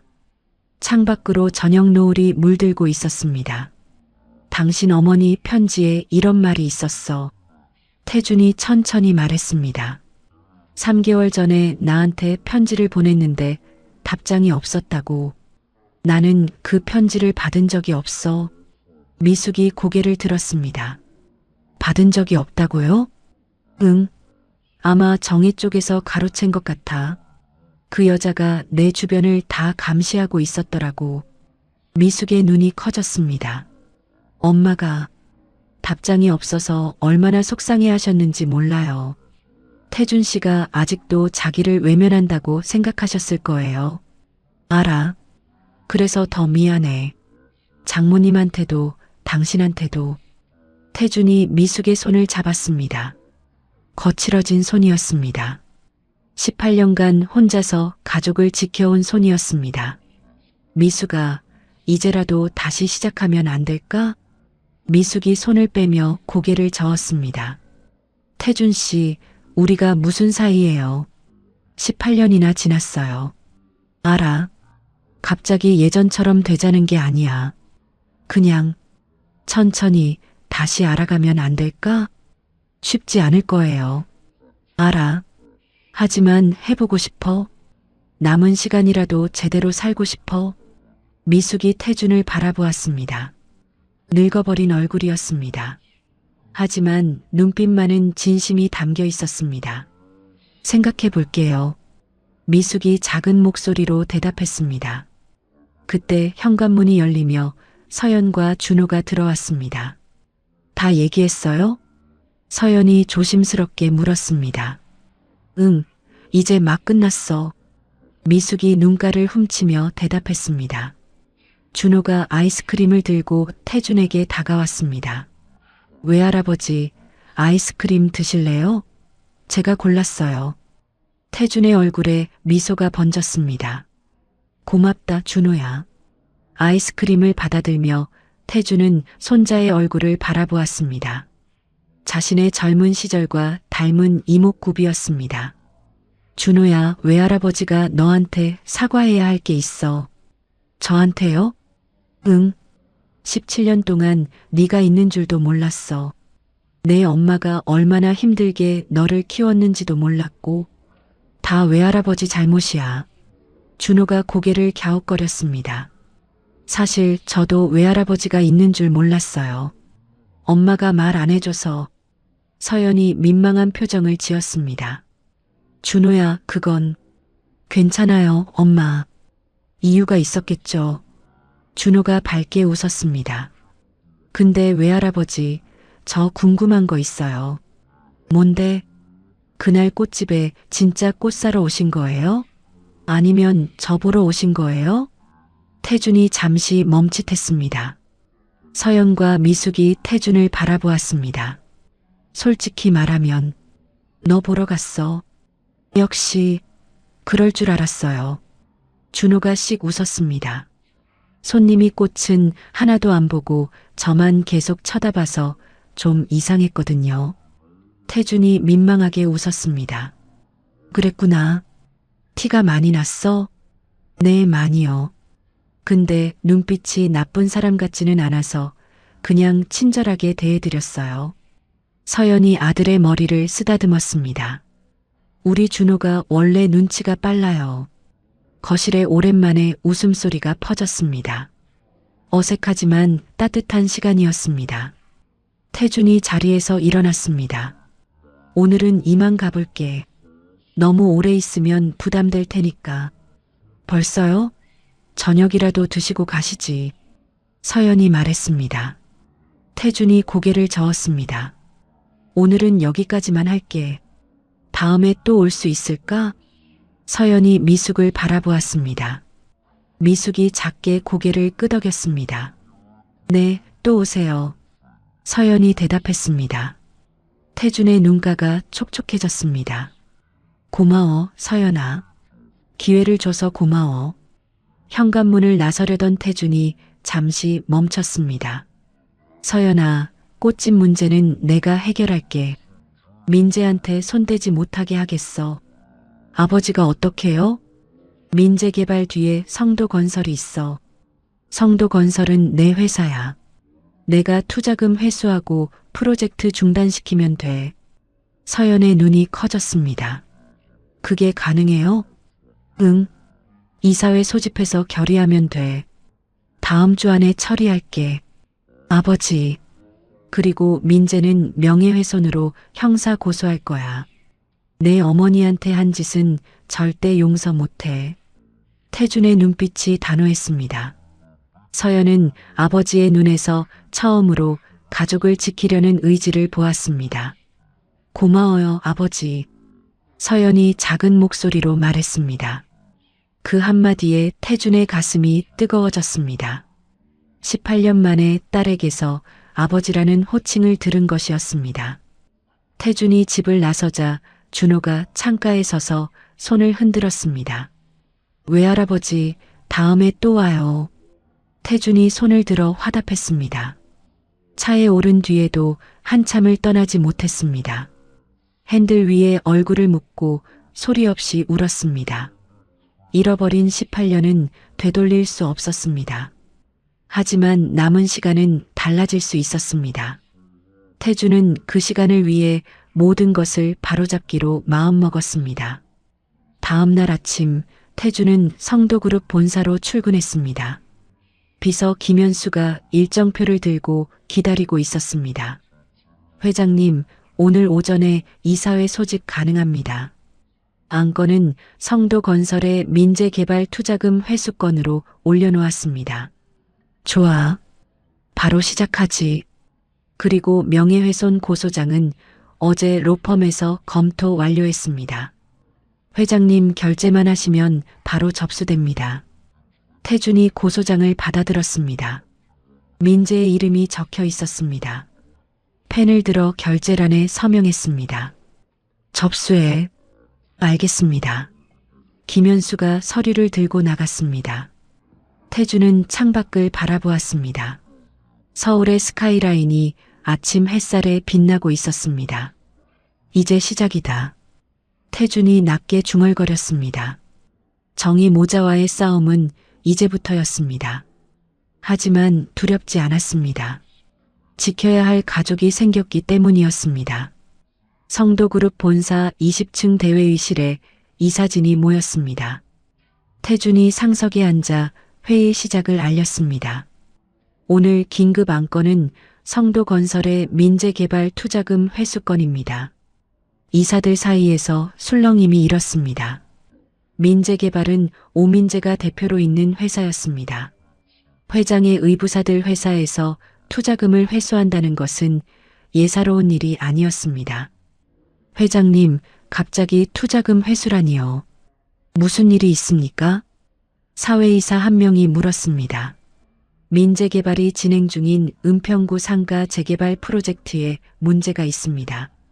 절차적 하자가 발견됐고 현재 법원에 가처분 신청까지 들어간 상태입니다. 그 정도로 투자금을 회수해야 합니까? 그것만이 아닙니다. 태준이 서류한 뭉치를 테이블 위에 올렸습니다. 민재개발 대표 오민재가 특정 개인에 대한 명예훼손을 저질렀습니다. 허위 사실을 유포해서 피해자가 병원에 입원까지 했습니다. 이런 회사에 성도건설 이름을 걸어둘 수 없습니다. 이사들의 표정이 굳어졌습니다. 명예훼손이라는 단어가 무겁게 회의실에 걸렸습니다. 투자금 회수에 찬성하시는 분은 거수해 주십시오. 태준의 말이 끝나자 이사들이 하나둘 손을 들었습니다. 과반수가 넘었습니다. 가결되었습니다. 성도건설은 민재개발에 대한 투자금을 즉시 회수하고 해당 프로젝트에서 철수합니다. 회의가 끝난 뒤 태준은 곧바로 인사위원회를 소집했습니다. 안건은 오민재 부사장의 직위 해임이었습니다. 오민재 부사장은 개인 회사를 통해 그룹 이미지에 심각한 손상을 끼쳤습니다. 성도그룹 내 모든 직위에서 해임을 요청합니다. 인사위원회는 만장일치로 해임안을 통과시켰습니다.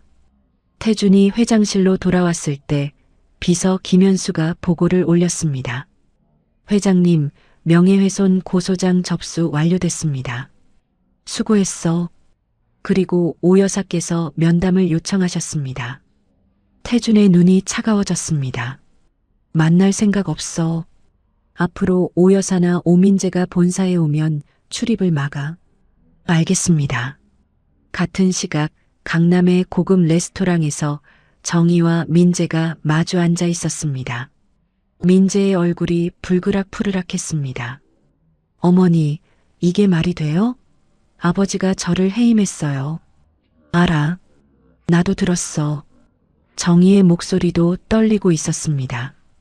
투자금 회수에 직위 해임이면 끝이에요. 제가 뭘 그렇게 잘못했다고. 목소리 낮춰. 사람들이 봐. 민재가 이를 악물었습니다. 명예훼손으로 고소까지 당했어요. 형사고소라고요. 뭐? 형사고소? 정희의 얼굴이 굳어졌습니다. 그 윤미숙이라는 여자 과거 퍼뜨린 게 명예훼손이래요. 경찰에서 출석 요구가 왔어요. 정희가 테이블을 쳤습니다. 물잔이 흔들렸습니다. 그 남자가 완전히 미쳤군. 가족을 상대로 고소를 해? 어머니, 어떻게 해요? 저 이대로 당하고만 있어야 해요? 정희가 잠시 생각에 잠겼습니다. 눈빛이 매섭게 빛났습니다. 당하고만 있을 순 없지. 우리도 싸워야 해. 어떻게요? 이혼 소송에서 최대한 끌어내야 해. 재산 분할, 위자료. 그리고 네가 아버지 회사에서 일한 공로도 주장해야 하고. 그게 될까요? 안 되게 해야지. 내가 최고 로펌에 연락할게. 변호사 10명이고 20명이고 붙여서 싸울 거야. 민재가 고개를 끄덕였습니다. 하지만 불안한 기색은 지워지지 않았습니다. 어머니, 근데 명예훼손건은 어떻게 해요? 증거가 다 있잖아요. 증거라고 해봤자 인터넷 글이야. 네가 직접 쓴 것도 아니고 대행업체가 쓴 거잖아. 그래도 제가 지시한 건 맞으니까. 시침이 떼면 돼. 몰랐다고 해. 대행업체가 알아서 한 거라고. 민재의 표정이 복잡해졌습니다. 그게 통할까요? 안 통하게 해야지. 정신 차려, 민재야. 여기서 무너지면 우리 다 끝이야. 정희의 목소리가 날카로웠습니다. 민재가 입술을 깨물며 고개를 숙였습니다. 그날 저녁 서연의 꽃집에 김도연 변호사가 찾아왔습니다. 서연 씨, 좋은 소식이에요. 무슨 소식이요? 가처분 신청이 인용됐어요. 법원에서 퇴거 집행 금지 결정을 내렸습니다. 서연의 눈이 커졌습니다. 진짜요? 네. 일단 재개발 프로젝트 정식 인허가가 날 때까지 퇴거 집행은 못해요. 서연의 눈에 눈물이 고였습니다. 감사합니다. 정말 감사합니다. 그리고 또 하나요. 민재개발이 이 프로젝트에서 손을 뗀대요. 네. 성도건설이 투자금을 회수하면서 프로젝트가 사실상 중단됐어요. 새 시행사가 나타나지 않는 한 재개발은 진행이 안 될 겁니다. 서연은 믿기지 않았습니다. 며칠 전만 해도 2달 안에 쫓겨날 위기였습니다. 그런데 갑자기 모든 것이 해결된 것이었습니다. 이게 다 아버지가. 서연이 중얼거렸습니다. 도연이 고개를 끄덕였습니다. 회장님이 직접 움직이셨다고 들었어요. 이사회까지 소집해서 투자금 회수를 결의하셨대요. 서연의 가슴이 뜨거워졌습니다. 아버지가 약속을 지킨 것이었습니다. 감사합니다. 변호사님도 송재호 선생님도 정말 감사해요. 별 말씀을요. 앞으로 가게 잘 운영하세요. 도연이 웃으며 꽃집을 나섰습니다. 서연은 빈 가게에 홀로 서서 한참을 울었습니다. 안도와 감사의 눈물이었습니다. 저녁이 되어 준호가 학교에서 돌아왔습니다. 엄마, 왜 울어? 무슨 일 있어? 아니야, 좋은 일이 있어서 그래. 좋은 일인데 왜 울어? 서연이 웃으며 눈물을 닦았습니다. 기뻐서 우는 거야. 엄마 꽃집 안 쫓겨나게 됐어. 준호의 얼굴이 환해졌습니다. 진짜? 재개발 그거 취소됐어? 응.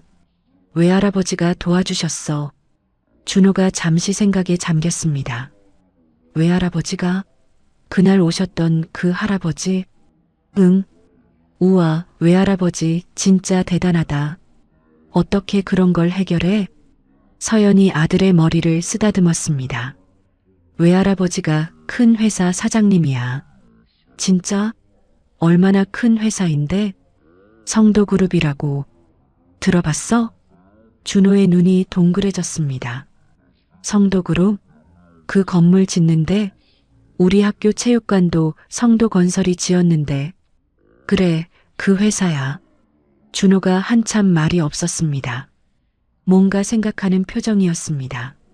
엄마. 응? 그러면 우리 왜 이렇게 가난하게 살았어? 외할아버지가 그렇게 부자면 도움받을 수도 있었잖아. 서연의 얼굴이 굳어졌습니다. 아들에게 뭐라고 설명해야 할지 망설여졌습니다.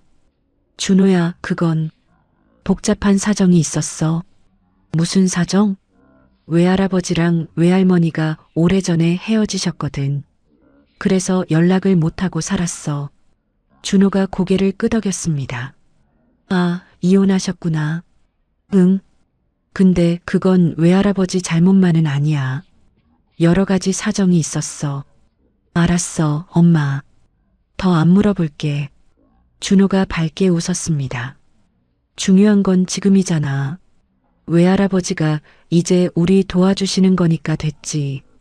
서연은 아들의 긍정적인 모습에 마음이 놓였습니다. 17년간 힘들게 키웠지만 이렇게 바르게 자라줘서 감사했습니다. 엄마, 나 외할아버지한테 전화하고 싶은데 고맙다고 말씀드리고 싶어. 그래. 그럼 외할아버지 번호 알려줄게. 서연이 스마트폰을 꺼내 태준의 번호를 보여주었습니다. 준호가 자기 폰으로 번호를 저장하고 바로 전화를 걸었습니다. 여보세요? 태준의 목소리가 들렸습니다. 외할아버지, 저 준호예요. 오, 준호구나. 무슨 일이야? 전화 드리려고요. 우리 엄마 꽃집 지켜주셔서 감사해요. 전화기 너머로 잠시 침묵이 흘렀습니다. 고맙긴 원래 외할아버지가 했어야 할 일이야. 그래도요. 엄마가 얼마나 걱정했는지 몰라요. 밤마다 한숨만 쉬고 그랬거든요. 태준의 목소리가 살짝 떨렸습니다. 그랬구나. 외할아버지가 많이 늦었지? 괜찮아요. 이제부터 자주 보면 되잖아요. 준호의 밝은 목소리에 태준이 웃음을 터뜨렸습니다. 그래, 자주 보자. 준호야, 이번 주말에 시간 있어? 주말이요? 네, 있어요. 그럼 외할아버지가 맛있는 거 사줄게. 뭐 먹고 싶어? 소고기요. 소고기 구워 먹고 싶어요. 알았어. 주말에 데리러 갈게. 엄마랑 외할머니도 같이 가자고 해. 네, 알겠어요. 준호가 신나서 전화를 끊었습니다. 서연이 아들을 바라보았습니다. 뭐래? 주말에 외할아버지가 소고기 사주신대. 엄마랑 외할머니도 같이 가래. 서연의 얼굴에 미소가 번졌습니다. 오랜만에 마음이 편안해지는 것을 느꼈습니다. 어쩌면 진짜 새로운 시작이 가능할지도 모른다는 생각이 들었습니다. 주말 저녁 태준이 서연의 집 앞에 차를 세웠습니다. 준호가 먼저 뛰어나와 손을 흔들었습니다. 외할아버지. 준호야, 기다렸지? 아니요, 방금 준비 끝났어요. 서연과 미숙이 뒤따라 나왔습니다. 미숙은 어색한 표정으로 태준을 바라보았습니다. 가자. 태준이 짧게 말하며 차 문을 열어주었습니다. 네 사람이 차에 올라 강남의 한우 전문점으로 향했습니다.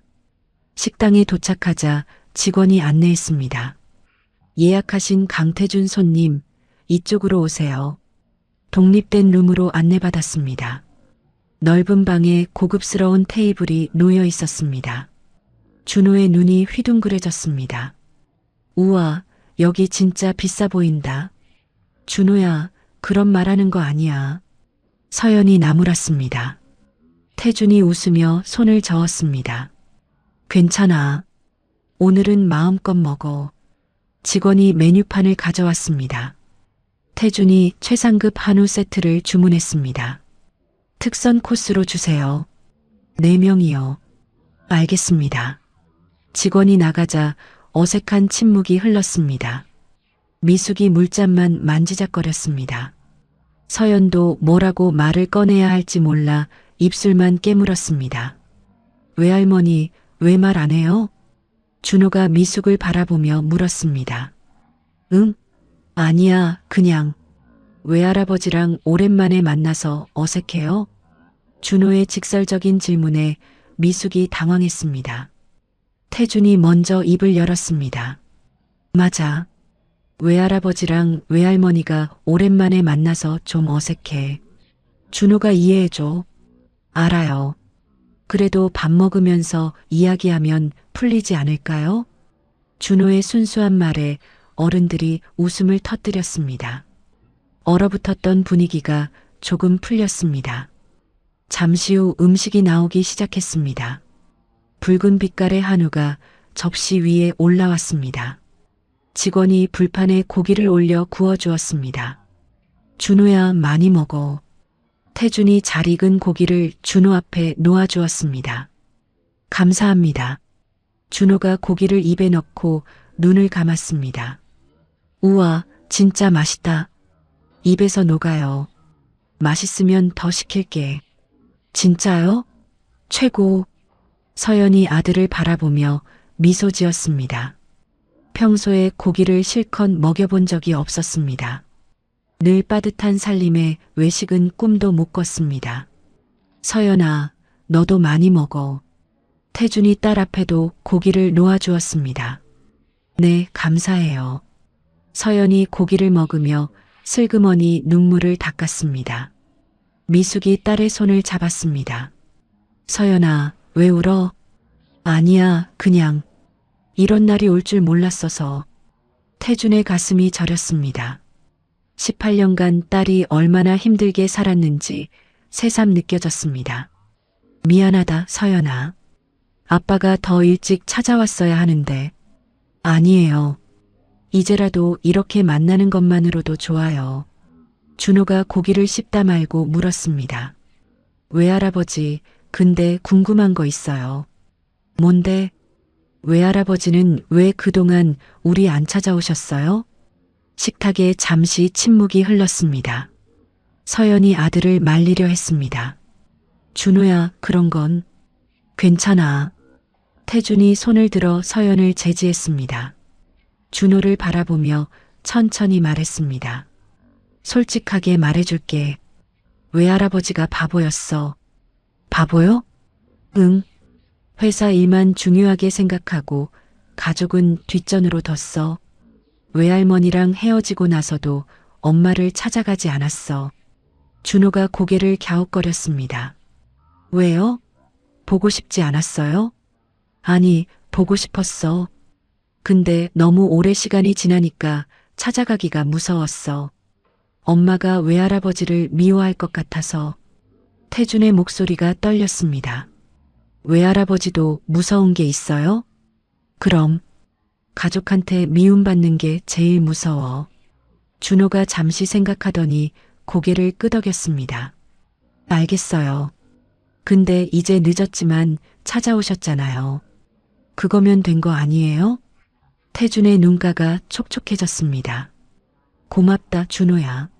네가 그렇게 말해주니까 외할아버지 마음이 좀 놓인다. 저는요, 외할아버지가 나쁜 사람 같지 않아요. 처음 꽃집에 오셨을 때 눈빛 봤거든요. 눈빛? 네. 저를 볼 때 눈이 촉촉했어요. 나쁜 사람은 그런 눈 안 해요. 태준이 입술을 깨물었습니다. 눈물이 흘러내릴 것 같았습니다. 미숙이 옆에서 조용히 눈시울을 붉혔습니다. 준호야, 고기 더 먹어. 식겠다. 서연이 분위기를 바꾸려고 말했습니다. 네. 준호가 다시 고기를 먹기 시작했습니다. 어색했던 분위기가 점점 따뜻해졌습니다. 식사가 끝날 무렵 태준이 미숙을 바라보았습니다. 미숙아, 나 할 말이 있어. 뭔데요? 병원 다시 가봐. 이번에 쓰러졌을 때 관상동맥 질환이 있다고 했잖아. 정밀 검사 받아봐야 해. 괜찮아요. 별거 아니래요. 별거 아닌 게 어딨어. 내가 아는 심장 전문에 소개해 줄게. 제대로 검사 받아. 미숙이 고개를 저었습니다. 됐어요. 돈도 많이 들 테고. 돈 걱정하지 마. 내가 다 낼 테니까. 그건 부담 갖지 마. 18년 동안 못 해준 거 생각하면 이 정도는 아무것도 아니야. 미숙이 입술을 깨물었습니다. 서연이 어머니의 손을 잡았습니다. 엄마, 아버지 말씀대로 해. 건강이 제일 중요해. 그래요, 외할머니. 아프면 안 돼요. 준호도 거들었습니다. 미숙이 한숨을 내쉬었습니다. 알았어요. 그럼 한번 가볼게요. 태준의 얼굴에 안도감이 번졌습니다. 고마워. 내일 비서한테 시켜서 예약 잡아줄게. 식사를 마치고 식당을 나섰습니다. 밤 공기가 차가웠습니다. 준호가 기지개를 켜며 말했습니다. 아, 배부르다. 오늘 최고였어요, 외할아버지. 다음에 또 오자. 진짜요? 약속? 준호가 새끼손가락을 내밀었습니다. 태준이 웃으며 손가락을 걸었습니다. 약속? 차에 오르기 전 태준이 서연에게 말했습니다. 서연아, 꽃집 운영하는데 어려운 거 있으면 말해. 뭐든 도와줄게. 괜찮아요. 이제 퇴거 걱정 없으니까 잘할 수 있어요. 그래도 혹시 모르니까 필요한 거 있으면 꼭 연락해. 네, 고마워요, 아버지. 태준의 가슴이 따뜻해졌습니다. 딸이 자연스럽게 아버지라고 부르는 것이 아직도 익숙하지 않았습니다. 하지만 그 한마디가 세상에서 가장 큰 선물 같았습니다. 차에 올라 집으로 향하는 동안 준호는 뒷좌석에서 골아떨어졌습니다. 배가 불러서 졸음이 쏟아진 것이었습니다. 저 녀석 벌써 잠들었네. 서연이 웃으며 말했습니다. 태준이 백미러로 준호를 바라보았습니다. 참 좋은 아이야. 서연아, 네가 잘 키웠어. 혼자 키우느라 많이 부족했는데 그래도 저렇게 밝게 자라줘서 다행이에요. 미숙이 창밖을 바라보며 조용히 말했습니다. 서연이가 정말 고생 많았어요. 준호 어릴 때 밤새 울면 업고 나가서 달래고 아프면 병원 뛰어다니고. 엄마, 그런 얘기 왜 해요? 아니, 태준 씨가 알아야지. 서연이가 얼마나 힘들게 살았는지. 태준의 손이 핸들 위에서 떨렸습니다. 미안해. 정말 미안해. 이제 됐어요. 지난 일 자꾸 얘기해봤자 뭐해요. 미숙이 창밖으로 시선을 돌렸습니다. 차 안에 잠시 침묵이 흘렀습니다. 서연의 집 앞에 도착했습니다. 태준이 차에서 내려 문을 열어주었습니다. 들어가. 네. 오늘 감사했어요. 서연이 잠든 준호를 깨웠습니다. 준호야, 일어나. 집 왔어. 벌써? 준호가 눈을 비비며 일어났습니다. 차에서 내리다가 태준을 보고 손을 흔들었습니다. 외할아버지, 다음에 또 봐요. 그래, 준호야. 잘 자. 미숙이 마지막으로 차에서 내렸습니다. 태준과 눈이 마주쳤습니다. 오늘 고마웠어요. 미숙이 작은 목소리로 말했습니다. 나야말로 고마워. 와줘서. 미숙이 고개를 끄덕이고 돌아섰습니다. 세 사람이 아파트 안으로 들어가는 것을 태준은 한참 동안 바라보았습니다. 차에 올라 호텔로 돌아가는 길, 태준의 눈가에 눈물이 흘렀습니다. 오랜만에 느껴보는 가족의 온기였습니다. 잃어버린 18년은 되돌릴 수 없었습니다. 하지만 오늘 같은 날이 계속된다면 조금씩 회복할 수 있을 것 같았습니다. 반드시 지켜야 해. 이번에는. 태준이 낮게 다짐하며 어둠 속으로 차를 몰았습니다. 며칠 후 미숙은 태준이 소개해준 심장 전문의를 찾아갔습니다. 서울대학교 병원 심장혈관센터였습니다. 서연이 어머니를 부축하며 함께 들어갔습니다. 윤미숙 환자분, 들어오세요. 간호사의 안내에 따라 진료실로 들어갔습니다. 담당 의사는 50대 중반의 온화한 인상이었습니다. 안녕하세요. 강 회장님께서 미리 연락을 주셨어요. 정밀 검사 결과를 말씀드릴게요. 의사가 모니터를 가리켰습니다. 심장 영상이 떠 있었습니다. 관상동맥에 협착이 보입니다. 지금 당장 위험한 수준은 아니지만 관리가 필요해요. 미숙의 얼굴이 굳어졌습니다. 관리라면 어떻게 해야 하나요? 약물 치료를 병행하면서 정기적으로 검사를 받으셔야 해요. 스트레스를 피하시고 식이 조절도 중요합니다. 서연이 걱정스러운 표정으로 물었습니다. 수술은 안 해도 되는 건가요? 지금은 약물로 충분히 관리할 수 있어요. 다만 상태가 악화되면 스텐트 시술이 필요할 수도 있습니다. 미숙이 한숨을 내쉬었습니다. 알겠습니다. 약 처방해 주세요. 진료를 마치고 병원을 나서는데 서연의 전화가 울렸습니다. 꽃집 직원 정민이었습니다. 사장님, 죄송한데 오늘 오후 배달 건이 좀 많아요. 혼자서는 힘들 것 같은데.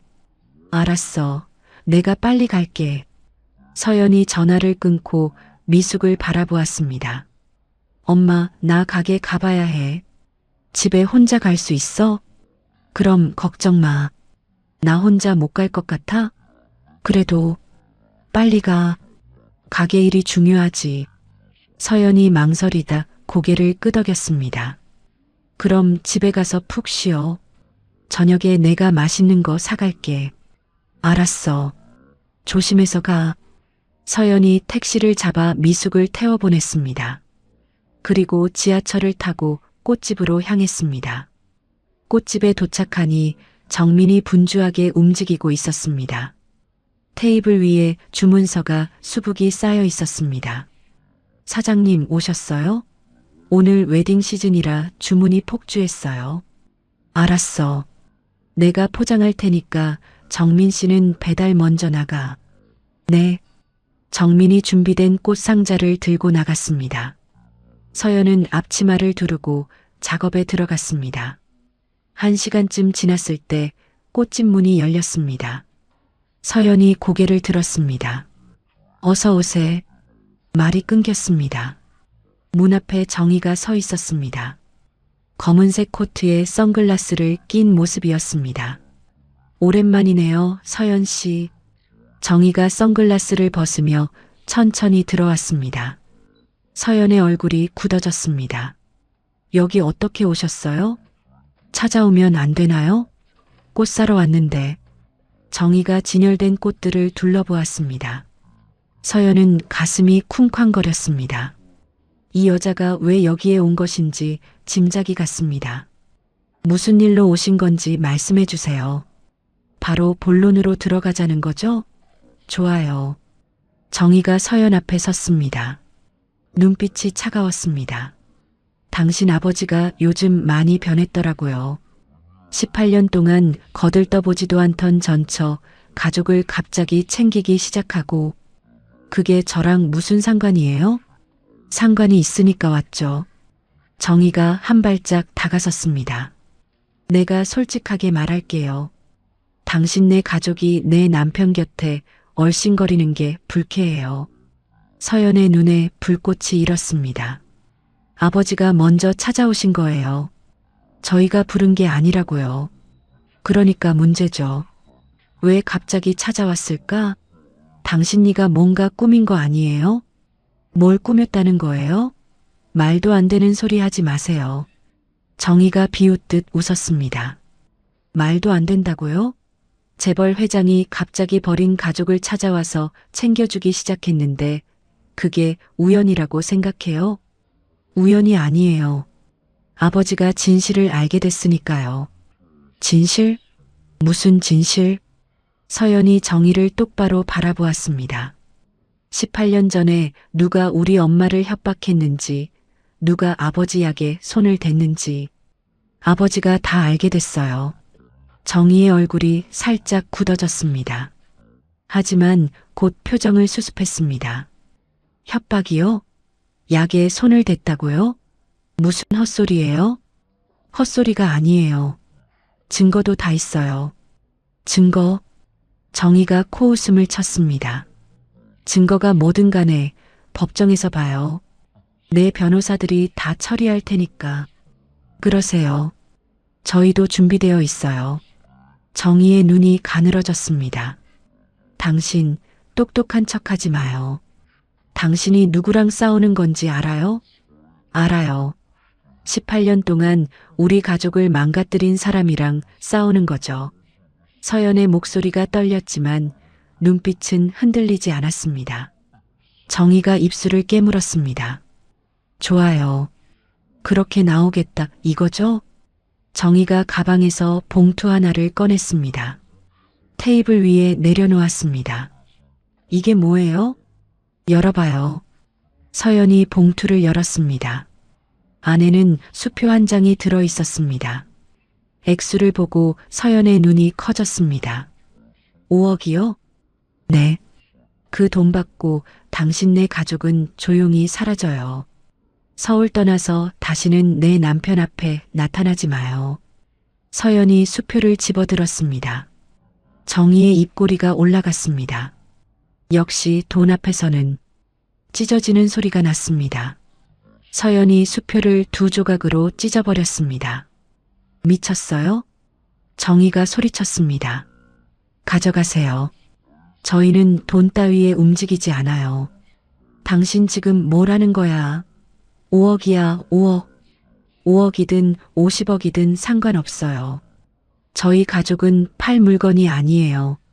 서연이 찢어진 수표를 정희 앞에 내밀었습니다. 정희의 얼굴이 불그락푸르락해졌습니다. 후회할 거예요. 두고 봐요. 정희가 이를 악물며 꽃집을 나갔습니다. 문이 쾅 닫혔습니다. 서연은 그 자리에 주저앉았습니다. 다리에 힘이 풀렸습니다. 손이 떨렸습니다. 괜찮아. 잘했어. 잘한 거야. 서연이 스스로를 다독였습니다. 저녁 무렵 정민이 배달을 마치고 돌아왔습니다. 사장님 다녀왔. 사장님 얼굴이 왜 그래요? 아니야, 괜찮아. 괜찮은 얼굴이 아닌데요. 무슨 일 있었어요? 서연이 한숨을 내쉬었습니다. 손님이 하나 왔었는데 좀 힘든 손님이었어. 진상이요? 뭐라고 했는데요? 아니야, 진상은 아니고 그냥 개인적인 일이야. 정민이 걱정스러운 표정으로 서연을 바라보았습니다. 사장님, 요즘 너무 무리하시는 것 같아요. 어머님 병원도 다니시면서 가게 일까지 하시느라 힘드시잖아요. 괜찮아. 이 정도는 버틸 수 있어. 그래도 쉬엄쉬엄 하세요. 제가 더 열심히 할 테니까. 서연이 고마운 마음에 미소를 지었습니다.